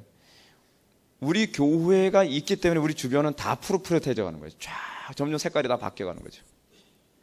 여러분들이 각 가정으로 돌아가면 여러분들 통해서 다 색깔이 싹 바뀌어져 가는 거예요. 다. 어두웠던 집안 분위기가 여러분들만 딱 들어오면 집안 분위기가 싹 달라지고 생명으로 가득해지고, 여러분들이 학교를 가면 그 학교가 여러분들 때문에 생명이 움이 막 트기 시작하는 거예요. 여러분, 꿈만 꾸는 것도 얼마나 행복해 보입니까? 없어서는 안 되는 존재. 누군가는 사람들이 다 저 사람들을 만나고 싶고 저 사람하고 있으면 뭔가 내가 살고 있다는 것을 느끼게 만드는 그런 존재. 여러분들이 정말 그런 열매를 기대하시기 바랍니다. 네 번째로, 성전은요, 보석과 금속이 있었습니다. 에덴 동산에도 보석과 금속으로 가득합니다. 그리고 요한계시록에서도 종말적인 성전의 토대에 다시 보석과 금속이 등장합니다. 그래서 거룩한 성곽의 12개의 기초석을 보면 벽옥, 남보석, 옥수, 녹보석, 홍만호, 홍보석, 황옥, 노곡, 담황옥, 비취옥, 청옥, 자수정 등으로 장식되어 있어요. 이것은 구약과 신약의 교회를 얘기하는 거거든요. 이 부분 여러분 나중에 또 읽어보시면 될 것 같고요. 그리고 그룹이 나오게 됩니다. 에덴 동산에도 그룹이 있죠. 근데 이 그룹이요, 이 두 그룹은 원래 이 에덴 동산 안에 있는데 인간의 타락으로 말미암아 이 두 그룹이 에덴의 동쪽 입구로 딱 집결해 버립니다. 동쪽 문으로 옮겨져요. 왜죠? 에덴 동산에 들어오지 못하도록 입구를 지키기 위해서예요. 그래서 여러분, 이 두 그룹이 성막에도 다시 나타나죠. 하나님께서 성막을 만들도록 하시면서 어떻게 만들죠? 두 그룹이 이제 성막을 한번 그려볼게요. 성막을 이렇게 딱 해서 정방향으로 이렇게 되고 뭐 이렇게 보면 됩니다. 그리고 여기에 물두멍이 있고 여기에 그 제단이 있죠, 그죠? 여기가 입구입니다. 여기가 동쪽. 이쪽을 딱 통과하게 되면 여기에 또 뭐가 있냐면 이렇게 돼요. 성소, 지성소가 이렇게 있죠, 그렇죠? 성소, 지성소 사이에 여기 막이 하나 있죠. 이걸 뭐래요? 휘장이라고 하죠. 휘장. 근데 휘장을 보게 되면 휘장에 어떤 그림이 있냐면 두 그룹이 날개를 서로 딱 이렇게 맞대고서 있는 그림이 있어요. 근데 이 부분은 에덴 동산의 동쪽의 입구를 막고 있는 그 그룹을 상징하고 있는 거예요. 근데 신기한 게 뭐냐면 예수님께 십자가에 못 박혀 돌아가심과 동시에 이게 찢어져요. 이게 확 찢어지면서 드디어 하나님께로 들어갈 길이 열렸다는 것을 보여줘요. 아, 놀랍죠. 그게 바로 예수 그리스도의 사건이에요. 그래서 여러분, 예수 그리스도를 통해서 그곳에 들어간다는 것은 굉장히 중요한 의미를 가지고 있거든요. 뭐냐? 우리가 하나님께로 나아가는 유일한 길이 바로 예수님밖에 없다는 거예요. 그래서 예수님이 뭐래요? 나는 길이요, 진리요, 생명이다라고. 양의 문이다라고. 뉴에이지 운동가들은 여러분, 신에게 나아가는 방식을 뭐라고 생각하죠? 돌을 닦고 수양을 하고 명상을 하고, 그죠? 여러분, 교회 안에서요 무슨 은사 집회, 신비주의 집회를 굉장히 많이 하는데 조심해야 되는 게 뭐냐면 신비주의 집회가요 막 기도도 많이 하고 뭐가 명상 많이 하니까 기독교라고 생각하면 곤란합니다. 항상 그리스도께로 나아가는 유일한 길이 예수 그리스도라는 그것을 제시해 줘야만 해요. 그러지 않고 기도만 많이 하게 되면요 거기서 이상한 귀신 들리는 사람들이 자꾸 툭툭툭 튀어나와요. 자꾸 문제가 자꾸 생겨버려요. 예수 그리스도께 나가는 건 오로지 말씀이고, 오로지 하나님께 나아가는 것은 오로지 말씀이고 예수 그리스도밖에 없는 걸 믿으시기 바랍니다. 7페이지 보시기 바랍니다. 오늘 약간 좀 늦게 시작한 그 상황이라서 좀 진도로 좀 빨리 좀 나가야 될 것 같아요. 자, 여러분들 여기 이제 한 가지 이제 보시게 되면 중요한 점이 나오게 되는데, 성전에 대해서 제가 한 가지 언급하지 않은 것이 하나 있어요. 그 뭐냐면 최종적으로 우리가 이제 성전을 이루게 될 것인데, 그것이 뭐냐면 온 우주가 성전입니다. 여러분, 새하늘과 새 땅이 궁극적으로 목표로 한 바가 뭔지 아십니까? 온 우주가 다 성전이 되는 거예요. 그것이 역사의 종말이에요. 하나님께서 아담과 하와를 통하여서 에덴 동산을 성전으로 만들었다고 생각하는데, 여러분들 교재를 가만히 보면 성막과 천지창조를 그대로 똑같이 대비하게 되면 천지창조의 그 창조 순서가 성막 창조 순서하고 똑같아요. 여러분들 그 도표를 한번 보시기 바랍니다. 이 존 페스코의 도표인데, 존 페스코라고 하는 개혁주의 신학자가 이 부분을 보여주고 있어요. 첫째 날 천지창조는 어땠죠? 하늘을 휘장같이 치시며, 이거 어디서 나온 얘기냐면 시편 104편에 나오는 얘기예요. 시편 104편 2절에 보게 되면 하늘을 휘장같이 치시며 라고 얘기함으로써 첫째 날 하늘 창조 사건이 회막이라고 하는 것을 창조한 것과 그대로 우리에게 짝을 이루게 만드는 걸 알 수 있어요. 둘째 날 하늘을 창조하셨죠. 그리고 성막은 성막 휘장을 만드는 장면이 나오고, 바다를 창조하시는데 노스로 만든 물두멍과 짝을 이뤄요. 광명체들은 등잔대와 짝을 이루고, 새들은 날개 달린 그릇들과 짝을 이루고요. 사람은 대제사장인 아론을 얘기해요. 여러분, 사람은 어떤 존재였죠? 창세기 때 사람 창조는요 제사장으로 창조한 거랬죠. 네. 그래서 제사장으로 창조한 이유가 뭐냐면, 여러분, 창세기에서 보이던, 제가 지금 시간이 막 쫓기다 보니까 마음이 급해가지고 설명을 자세하게 잘 못 해주겠는데, 그 경작했다라고 하는, 하나님께서 아담과 하와를 창조하시고 에덴 동산을 경작하게 하셨다라고 하는 그 표현을 사용하잖아요. 근데 경작이라는 이 히브리어는 사실은 성전에서 사용하는 성전 봉사를 의미하는 전문 용어예요, 이게요. 그래서 하나님께서 아담을 어떻게 창조하셨느냐, 제사장으로 창조하셨다라고 보는 것이 요즘 개혁주의 신학자들이 대부분 동의하는 바입니다. 그리고 일곱째 날 천지 만물이 다 이루어짐, 성막의 역사를 마친 것, 그리고 복도에게 하신 모세의 이 축복이 그대로 짝을 이루고요, 창조를 마침, 성막 건축을 마침이라고 하는 것이 짝을 이룹니다. 온 우주가 성전으로 창조됐다는 것을 우리들에게 얘기하고자 하는 중요한 핵심이 뭐예요? 하나님께서 아담과 하와를 창조해서 그냥 이 땅에서 잘 먹고 잘 살게 하는 데 초점을 맞추는 것이 아니라 아담과 하와의 사역의 궁극적 목적이 무엇인가를 우리들에게 가르쳐주는 거예요. 뭐냐면 온 우주를 다 성전으로 만드는 데 있어요. 여러분, 이게 교회의 사명이에요. 이 땅에서 여러분 의미 없이 태어나서 아무 생각 없이 살다가 그냥 어느 날 노숙자가 돼서 한편에서 그냥 죽어가는 그런 형편없고 의미 없는 존재로 우리가 창조된 게 아니란 말이에요. 그건 하나님의 임재 없는 존재의 비참함을 보여주는 거예요. 여러분, 우리 주변에 이번에도 뭡니까, 유병헌 씨 그 주검을 보면서 사람들이 노숙자가 아닌가 그렇게 생각이 따르잖아요. 근데 우리가 유병헌 씨 보면서 뭘 느낍니까? 야, 인생이 저렇게 험한 건가? 우리가 저렇게 살다가 저렇게 죽으라고 우리가 창조된 존재인가? 그게 하나님을 모르는 존재들이 이 땅을 살아가는 비참함이에요.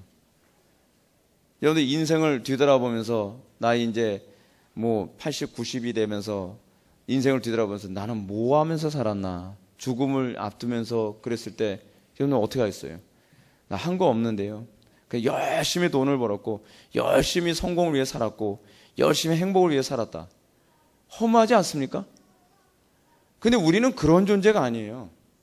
우리는 이 온 우주를 다 여러분 성전으로 하나님께서 창조하듯 우리 부르셨다는 얘기가 무슨 얘기죠? 성전은 우리가 서론에서 얘기했죠. 뭐라고요? 하나님의 임재 장소라고 했잖아요. 하나님께서 인간을 창조하신 목적은 뭐냐면 온 우주가 하나님께서 임재하는 세상이 되게 만들기 위해서 우리를 구원하신 거예요. 그래서 여러분, 저는 그래서 목회를 뭐라고 생각하냐면 적어도 제 목회지는 하나님의 임재가 가득한 곳이 되기를 바라요. 여러분들 출애굽기 19장을 보시기 바랍니다. 출애굽기 19장에 보면 여러분들이 이해하기 어려운 그 표현이 하나 나옵니다. 19장 9절 말씀.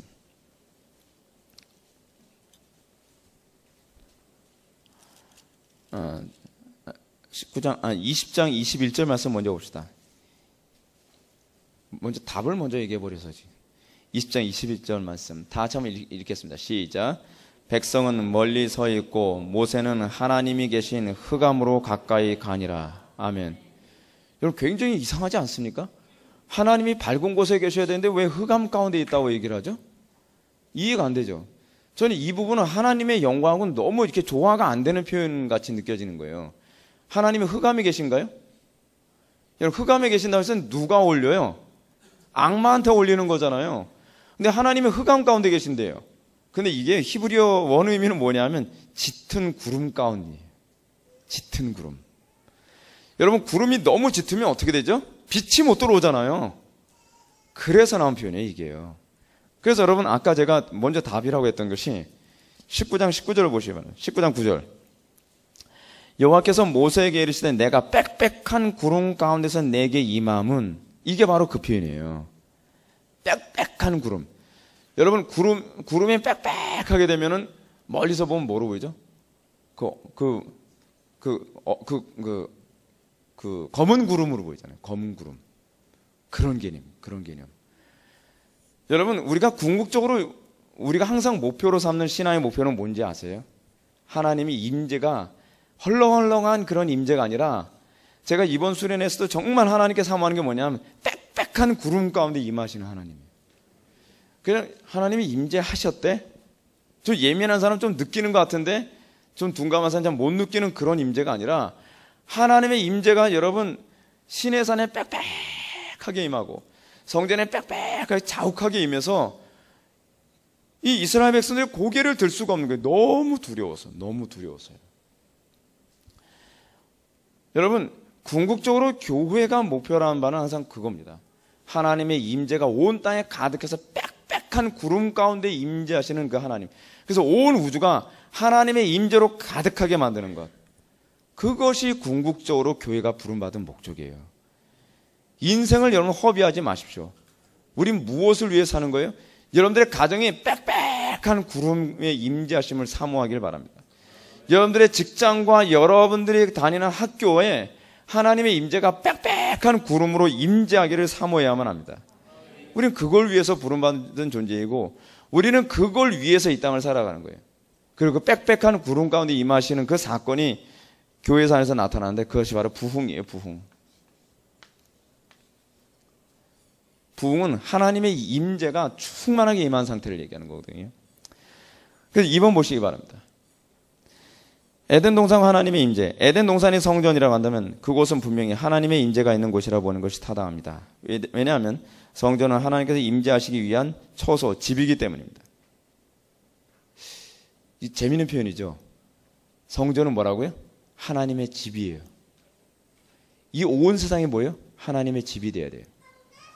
그래서 여러분, 학개서에서 얘기하는 게 뭐냐면, 니네들 집은 뻔질나게 잘 짓고 하나님의 집은 촌스럽고 이 엉성하고 초라하게 짓겠니? 라고 학개서에서 그 얘기가 나오잖아요.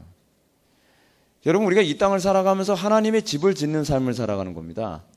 신앙의 집, 그리고 가정이라고 하는 공동체 하나님의 집, 그리고 교회라고 하는 공동체 하나님의 집인 성전을 건축하며 살아가는 거거든요.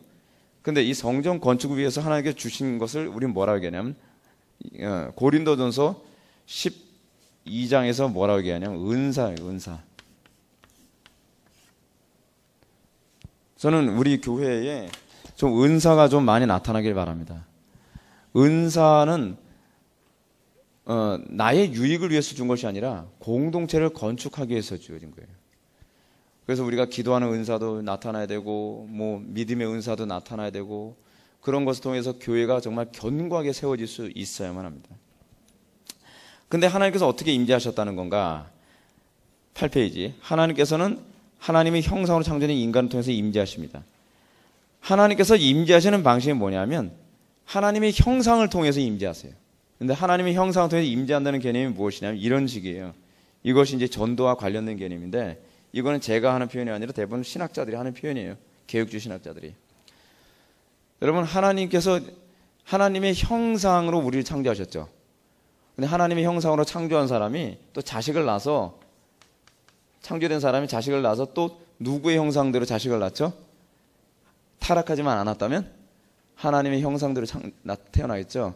근데 인간이란 존재가, 아담이 처음에 태어난 존재가 산영이기 때문에 아담으로부터 태어난 자식 또한 예수 그리스도를 믿어야, 또는 생명나무 열매를 먹어야만 이 산영이 그러니까 영원한 생명을 얻게 돼요.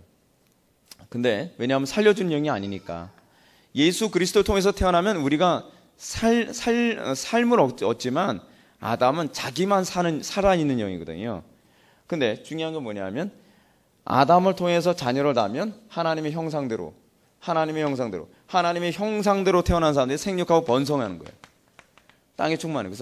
그래서 여러분, 아담과 하와가 짧은 시간에 얼마나 많은 자식을 낳았을까라고 하는 걸 추측할 수 있도록 만드는 그 러시아 그 부부를 우리가 볼 수 있잖아요. 러시아 부부가 나이 80도 되지 않았는데 자식을 몇 명을 낳냐면 62명을 낳았어요. 예. 정말 힘이 닿는 데까지. 근데 아담과 하와는 900세가 넘게 살았거든요. 900세가 넘는 아담과 하와가 힘이 닿는 데까지, 내가 힘 한번 써봐. 그래서 한번 힘 닿는 데를 얘기하면 600명 정도 오면 낳겠죠. 600명? 600명 낳을까요? 600명 더 많이 낳겠죠. 1000여 명 못 낳겠습니까? 한 사람이요? 여러분 상상이 안 가는 사이지만 1년에 쌍둥이 한 2씩만 낳고요. 그렇게 해가지고서 하나님께 생육하고 번성한 땅의 충만함을 통해서 궁극적 목표란 바가 뭐냐면, 이게 지구라고 한다면 지구 전체에 하나님의 형상을 가지고 있는 백성들로 가득 체험을 통해서 뭐예요? 하나님께서 하나님의 형상을 가진 사람을 통해 하나님이 임재하시는 거예요. 하나님께서 이 땅에 임재하고 있다는 것은 누굴 통해서 나타나는 거냐면 우리를 통해서 나타나는 거예요. 우리가 하나님의 영광을 드러냄을 통해서 하나님의 영광이 나타나는 거예요. 그래서 안 믿는 사람이 자꾸 그런 얘기죠. 하나님이 있다 자꾸 그러는데, 하나님이 있으면 한번 보여달라 그래. 한번 보여줘봐. 어떻게 보여주죠? 우리를 통해서 보여주는 거예요. 여러분, 교회의 역할이 그렇게 중요해요. 왜 사람들이 자꾸 하나님은 없다 이런 소리가 왜 자꾸 나오는지 아십니까? 우리를 통해서 하나님의 영광이 안 나타나기 때문에 그래요. 근데 교회를 통해서 하나님의 영광이 나타날 때마다 꼭 안 믿는 사람들 입에서 나오는 소리가 있어요. 야, 하나님이 있긴 있나 봐. 그 소리가 나와요. 불신자들 입에서 하나님이 없다는 소리가 안 나온다니까요. 근데 교회가 하나님의 영광 드러내는데 관심이 없고 맨날 숫자나 모으고 엉뚱한 짓 하고 돌아다니고 하나님의 영광이 파괴되어지면 안 믿는 사람들 입에서 꼭 나오는 소리가 있어요. 하나님이 있으면 한번 보여줘봐. 그 얘기가 나오는 거예요. 그래서 여러분, 궁극적으로 교회가 목표라는 것은요, 영적 자녀를 출산하는 거예요. 이게 이 땅에서 교회가 항상 목표로 삼아야 되는 거예요. 회심하는 사람, 그리스도를 통하여 다시 태어나는 사람들을 만드는 거예요. 자녀들을 많이 낳는 것만이 성경적으로 사는 것이 아니라, 여러분들이 자녀를 낳고 나서 그 자녀들이 그리스도 안에서 다시 태어나도록 여러분들이 힘써야 돼요. 그게 뭐예요? 그게 유아 세례예요. 유아 세례를 주는 목적이 뭐냐 하면, 여러분들의 자녀들을 그리스도 안에서 다시 태어나도록 양육하겠습니까? 했을 때 그렇게 하겠습니다라고 서약하는 거거든요. 책임감을 가져야만 합니다. 목회의 궁극적 목적도 저는 거기에 있다고 생각합니다. 거듭난 백성들로 온 땅을 가득 채우는 것. 그 헐렁헐렁하고 쓰레기 같은 신자들로 가득 채우는 것이 아니라 하나님을 경외하고 하나님을 정말 사랑하는 신자들로 온 땅을 가득 채우는 것이, 전 그게 목회요, 그것이 교회의 역할이라고 봅니다. 자, 3번 보게 되면 죄와 임재의 부재. 죄 때문에 여러분 임재가 떠나게 됩니다. 그러니까 하나님의 임재가 떠나면 항상 뭐가 선언되는 거랬죠? 사형 선고와 같다 그랬죠. 근데 그 개념이 여러분들 교재 밑에 3번째 줄 8페이지, 죄의 관영은 곧 하나님께서 인류를 진멸해야 하는 근거가 됩니다. 이런 사실을 잘 보여주는 대표적인 사건이 홍수 심판 사건이고요, 바벨탑 사건, 소돔과 고모라 심판 사건, 그리고 가나안 땅 정복 사건입니다. 하나님의 임재가 떠났다라고 하는 말을 항상 구약에서는 어떤 식으로 표현했냐면, 죄가 관영했다라고 하는, 관영했다라고 하는 말이 여러분 이 한자어가 무슨 뜻인지 알죠? 꽉 찼다는 거예요. 꽉 찼다. 구약에서 항상요, 하나님께서 마지막 심판을 하시는 방식이 뭐냐면, 하나님의 마지막 임재까지도 없어졌을 때 게임 아웃, 그런 거예요. 여러분, 그래서 소돔과 고모라 성에서도 뭐라고 얘기하죠? 의인 몇 명을 찾죠. 근데 그 의인은 다른 말로 얘기하면 어떤 사람이죠? 하나님의 임재 가운데 있는 사람이거든요. 예레미야 당시에 의인이 한 명이 있었습니까? 없었습니까? 없었죠. 지금 과연 이 시대를 바라보면서 하나님의 임재 가운데 있는 사람이 몇이나 될까요? 이 시대에 하나님의 임재에 대한 감각이 있는 사람이 몇이나 될까요? 저는 굉장히 부정적이라고 생각이 들어요. 그래서 여러분들 교재에 보게 되면 왜 하나님의 임재의 부재는 곧 심판이라는 등식으로 여겨지는가? 9페이지 맨 위에서 2번째 줄. 그 이유는 하나님의 임재는 생명과 창조를 의미하지만 하나님 임재의 부재는 죽음과 파괴를 의미하기 때문에 그렇습니다. 하나님의 임재가 떠났다는 것은 이젠 더 이상 이 사회가 또는 이 가정과 이 국가가 존재할 수 있는 모든 기반이 사라졌다는 걸 의미해요. 여러분, 하나님의 임재가 떠나니까 좀 어떤 현상이 나타나죠? 가정 파괴가 극도로 일어나죠. 하나님의 임재가 얼마나 심각하게 떠났는지를 딱 보여주는 거예요. 그게요. 그게 마치 바로미터기 같아요. 아, 이 정도로 하나님의 임재가 떠났구나. 하나님의 임재가 떠나서 어떻게 해요? 가정이 무너져요. 가정은 이 사회를 세우는 가장 기본의 세포거든요. 근데 가정들이 막 다 파괴되어지는 거예요. 동성애도 여러분 왜 하나님께서 혐오하신지 아십니까? 그것이 바로 인간성 파괴의 핵심이기 때문에 그래요. 가정이 다 파괴되는 방식이거든요. 끊임없이 모든 것이 다 파괴되어져 가요. 더 이상 존재할 수 없게 됩니다. 그래서 여러분 동성애가 극심한 나라들은 반드시 어떻게 된다 그래요? 다 망한다 그러잖아요. 망하는 나라들의 공통점이 뭐냐면 다 동성애가 극심했다 그래요. 동성애가 극심했다는 것은 뭘 의미하냐면 하나님의 임재가 그 정도로 심각한 정도로 떠났다는 걸 얘기하거든요. 그 얘기가 어디냐면 로마서 1장에 나와요.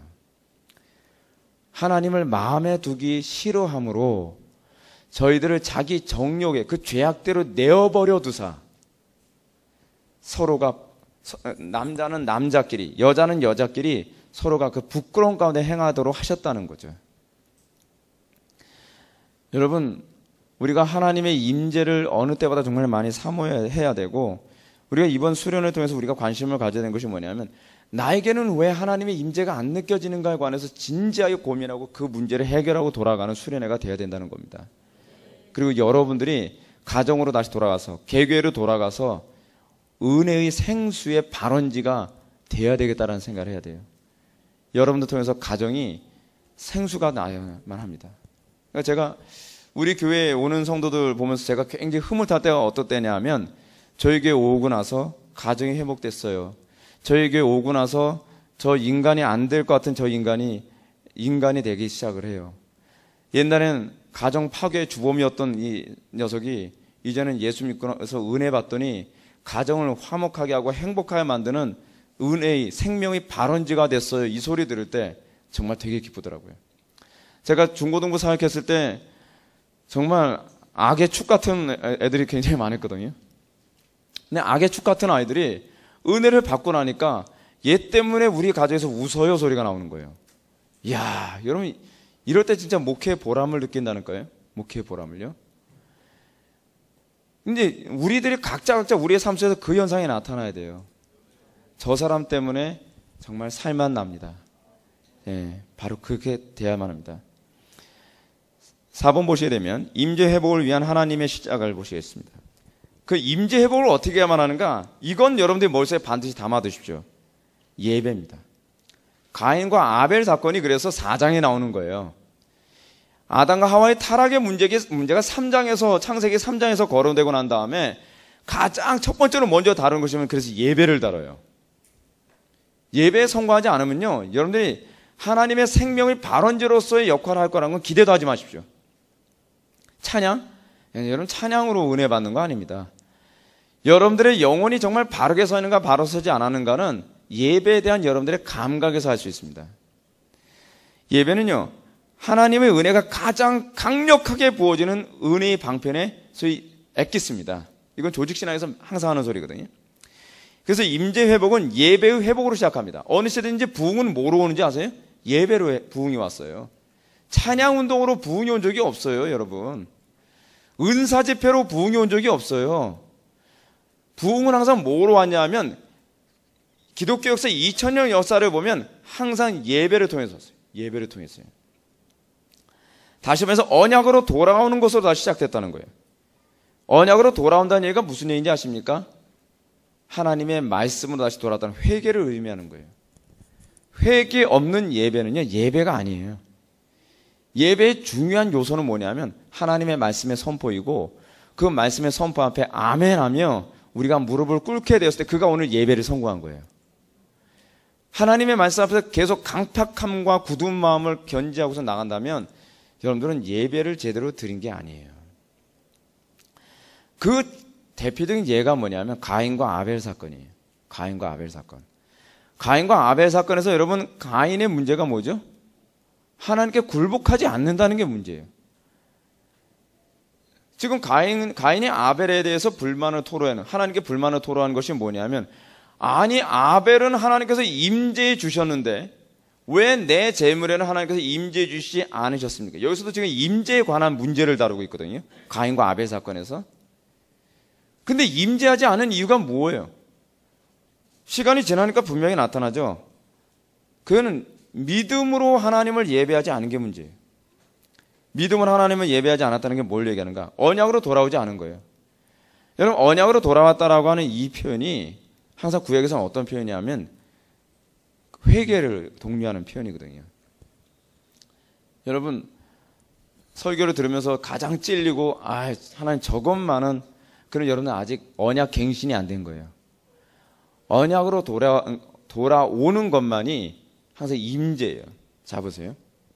이거는 이번 수련회 때 계속 반복해서 언급되어질 중요한 영역인데, 이것만 기억하면 이번 수련회는 여러분들이 다 이해를 한 거예요. 요것만 소화하면 됩니다. 뭐냐면 하나님은요, 찬양으로 임재하지 않으세요. 물론 여러분들 찬송가 보면 복음성가 시편을 보게 되면 찬양 가운데 임하시는 하나님, 그런 얘기가 나오죠. 근데 그 찬양 가운데 임하시는 하나님은 어떤 백그라운드를 염두에 두고 한 소리예요. 어떤 백그라운드냐? 하나님의 말씀에 복종한 그들이 기쁨으로 하나님을 찬양하는 가운데 임재한다는 표현이에요. 항상 여러분, 성전은요, 성전의 임재가 근거가 있어요. 다른 건 다 생략하고 이게 성전이라고 칩시다. 성전이 성전되게 하기 위해서 하나님께서 이제 오늘 저녁 집회 때 이제 그 얘기를 할 건데, 하나님께서 가장 중요시하는 작업이 뭐냐면 이 언약궤 작업이에요. 언약궤. 언약궤 안에 뭐가 들어있죠? 십계명 돌판이 들어있죠. 십계명 돌판.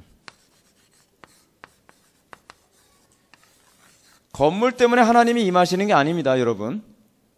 언약 때문에 임하는 거예요. 그 언약 가운데에 하나님께서 임재하셔요. 근데 이스라엘 백성들이 언약을 파괴해버리면 하나님의 임재가 없어져 버려요. 그래서 하나님의 임재로 다시 돌아오려면 다시 언약으로 다시 돌아왔다는 제사를 드려야 돼요. 언약 가운데 다시 돌아왔다는 제사를, 그건 이따 제가 이제 내일 이제 언급할 거니까, 언약 가운데 돌아옵니다라는 제사를 드리고 나면 하나님께서 다시 임재하세요. 이게 믿음으로 예배를 드리는 거예요. 하나님의 말씀으로 돌아오지 않으면 임재는 경험할 수가 없어요. 어떤 사람이 이렇게 얘기해요. 목사님, 옛날에는 그렇게 기도하면 하나님 임재가 쉽게 느껴졌는데 요즘 아무리 기도해도 하나님의 임재가 느껴지질 않아요. 주여 아무리 해도 느껴지질 않아요. 금식을 해도 느껴지지 않아요. 금식한다고 느껴지는 문제 아니에요. 하나님의 임재 가운데 여러분들 다시 돌아가려면, 여러분 첫사랑 은혜 회복 못해서 막 애간장 타는 사람들 많이 있잖아요. 그 사람들은 뭘 찾아야 되느냐? 내가 하나님과의 관계를 깨뜨리는 그 언약의 문제에서 어떤 부분을 내가 아직 회개하지 못했는가를 찾아야 돼요. 회개하면 임재가 돌아와요.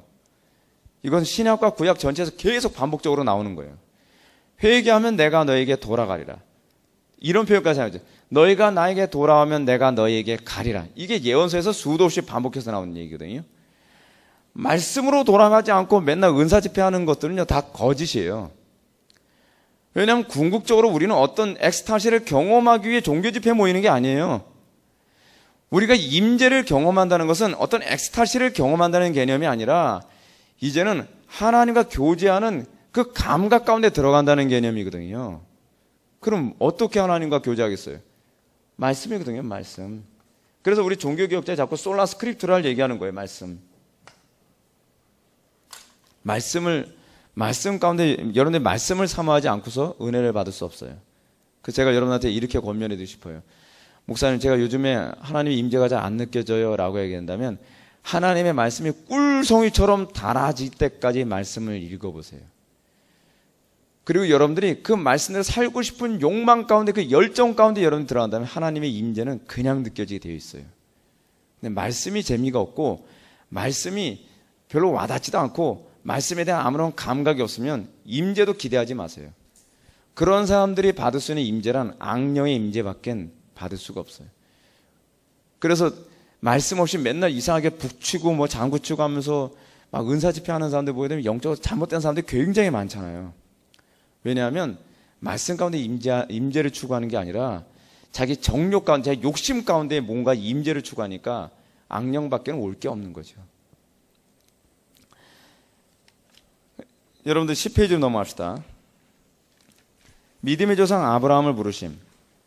첫 번째는 여러분 하나님의 임재로 돌아오게 하기 위한 하나님의 첫 번째 얘기가 뭐예요? 제사, 예배 회복하는 거. 두 번째는 뭐예요? 믿음의 조상 아브라함을 통하여 우리에게 하나님께서 언약을 체결하죠. 아브라함과 하나님이 언약을 체결하는데 아브라함과 하나님이 언약을 체결하는 그 징표가 뭐냐면 할례를 요구하시는 거죠. 할례는 뭘 얘기하는 거죠? 세례와 같은 개념이죠. 옛적 삶을 청산하고 다시 주님의 언약 가운데로 돌아가는 것. 그래서 모세는 할례를 어디에 하라 그랬죠? 몸에 하는 것보다 마음에 할지니. 그래서 사도 바울이 그대로 인용을 하죠. 우리가 할례를 마음에 했다고 했을 때 마음에 할례한 징표가 뭐죠? 외적 징표? 회개죠. 회개. 이 회개를 통하여서 우리가 어디에 연합되어야 되냐면 그리스도의 영광에 연합되는 거예요. 그게 여러분들이 할례를 한 외적 징표예요. 그걸 다른 말로 우리는 성화라고 얘기하죠. 그래서 조지 필드는 여러분들이 성화가 나타나지 않으면 난 여러분들의 회심을 믿지 않겠다라고 얘기하는 거예요.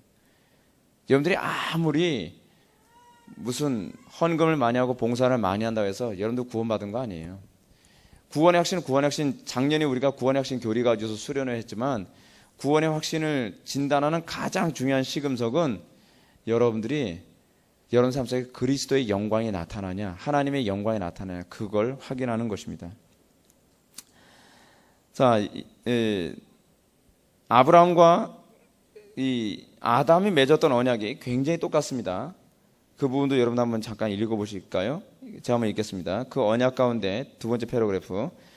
이 언약 가운데 놀라운 점은 아브라함에게 주신 약속이 아담에게 주신 명령과 그대로 일치한다는 것이다. 하나님께서는 옛 아담에게 생육하고 번성하라고 하신 것처럼 아브라함에게 내가 너로 큰 민족을 이루겠다고 하신다. 이 언약은 아브라함이 이삭을 바치는 시험에서 통과하자 더욱 확고해진다. 내가 내게 큰 복을 주시고 내 씨가 크게 번성하여 하늘의 별과 같고 바닷가의 모래 같게 하리니 내 씨가 그 대적의 성문을 차지하리라 라고 얘기합니다. 하나님께서는 아브라함을 통해서 온 세상을 성전을 만드는 아담의 사역을 다시 위임하고 계시는 거예요. 이게 아브라함에게 주신 위임 사역이거든요. 다시 성전을 건축하라. 야곱을 통해서 하나님께서 이제 임마누엘을 보여주십니다. 야곱은 우리가 잘 아는 것처럼 매우 야심이 많고 교활한 사람이죠. 그러나 하나님께서는 그를 택하시고 그에게 임마누엘을 약속하십니다.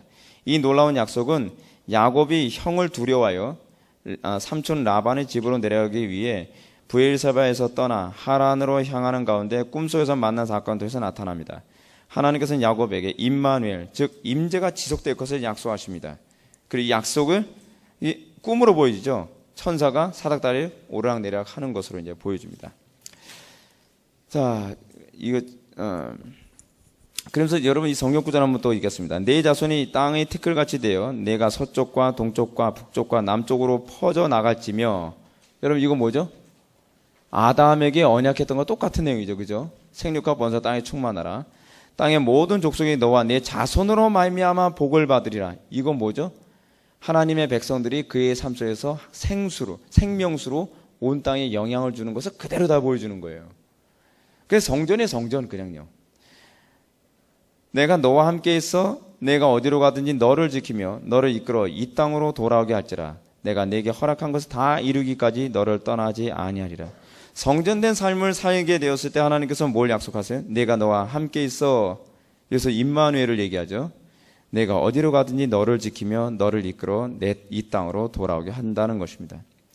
이 약속에서 우리는 아담에게 주신 축복을 다시 발견해야 됩니다. 바로 생육과 번성 땅에 충만하는 것이죠. 그리고 그 번성의 목적은 땅의 모든 족속이 너와 내 자손으로 말미암아 복을 받으리라라고 하는 거죠. 생수의 근원되는 것, 생명의 근원되는 것. 이것을 에스겔서 47장에서도 얘기하고 있죠. 성전 입구에서 물이 나와 온 땅을 충만해 적시는 거예요. 이게 구약에서 바라보는 신약이에요. 신약의 교회가 궁극적으로 목표란 바가 뭐예요? 오늘 같은 이런 교회가 아니에요. 그냥 종교적 형식만 취하고 집으로 돌아가면서 안 믿는 사람들 똑같이 살아가는 것이 아니라 모이는 교회, 흩어지는 교회가 돼서 모여서 하나님을 예배하고 그 예배한 자들이, 그 예배자들이 세상으로 다시 흩어져 나가서 생수의 근원이 되는 거예요. 가정에서 생수의 근원이 되고 직장에서 생수의 근원이 되고 캠퍼스의 생수의 근원이 되는 거예요. 그들로 말미암아 온 땅에 복을 받을 거라는 거예요. 사랑하는 성도 여러분, 아담에게 주신 약속이 복의 근원이 될지라 했거든요. 너는 복이 될지라. 지금 야곱에게도 동일하게 너로 인하여 만민이 복을 받으리라 라고 얘기하고 있습니다.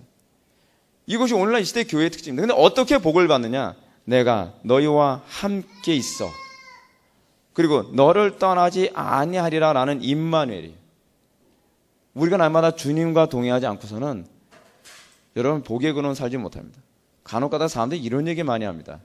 아, 목사님 복의 근원으로 살아야 되다 보니까 예배드릴 시간이 없습니다. 기도할 시간이 없습니다. 여러분 그렇게 하면 복의 근원으로 살 수가 없어요. 복의 근원으로 사는 건요, 우리가 복의 근원이 되는 게 아니라 우리를 통해서 그리스도가 역사하실 때 복의 근원이 되는 거거든요. 진정한 복의 근원은 우리 찬송가 가사에도 나오죠. 만복의 근원 우리 이렇게 합니까? 복의 근원은 사실 우리가 아니에요. 하나님이에요. 우리로부터 하나님이 흘러나가는 것이고 우리로부터 그리스도가 흘러나가는 것입니다. 바꿔서 얘기한다면 우리가 그리스도로 충만하지 않고서는 복의 근원이 될 수가 없어요. 그것을 잘 보여주신 것이 예수님이에요. 예수님은 어떻게 하셨죠? 사역 중심적이지 않았어요.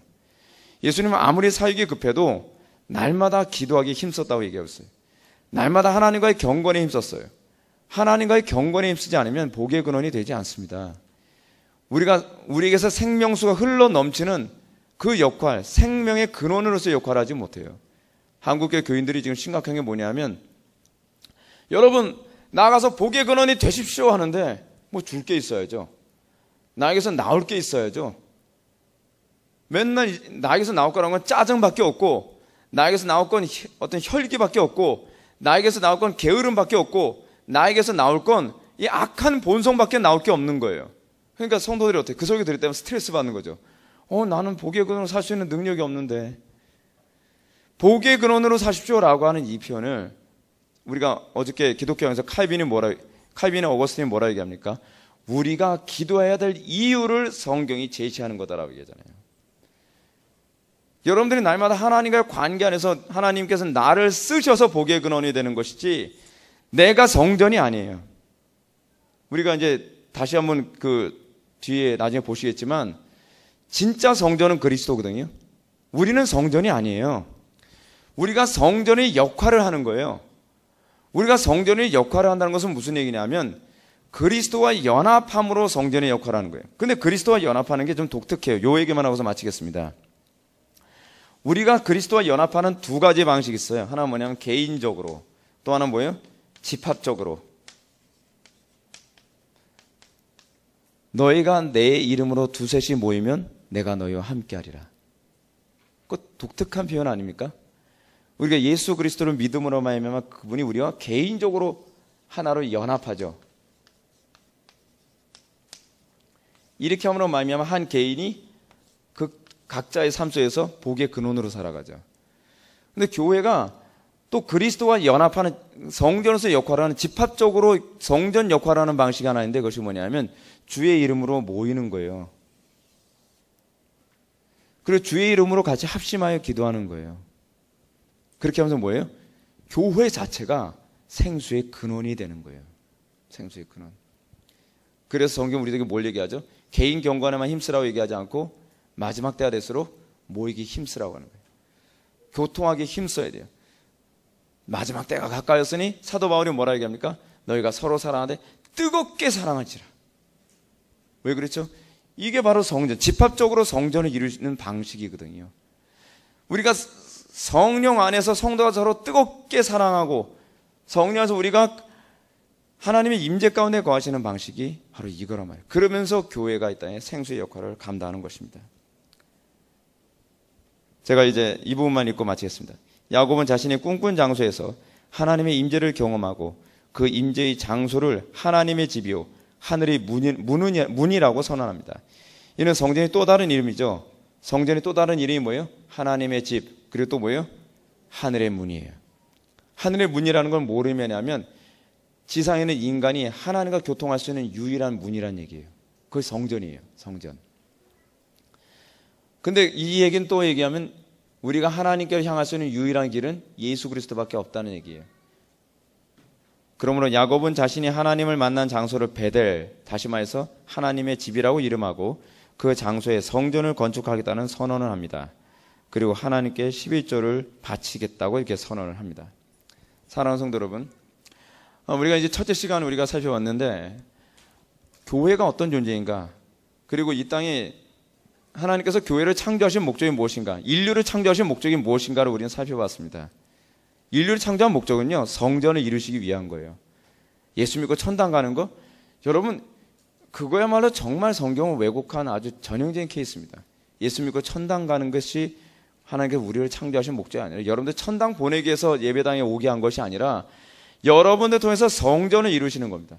궁극적으로 이루어야 될 성전은 온 세상이 하나님의 임재가 빽빽하게 임하는 세상이 되는 것입니다. 우린 그걸 위해서 헌신되는 것이고 그걸 위해서 예수 믿는 겁니다.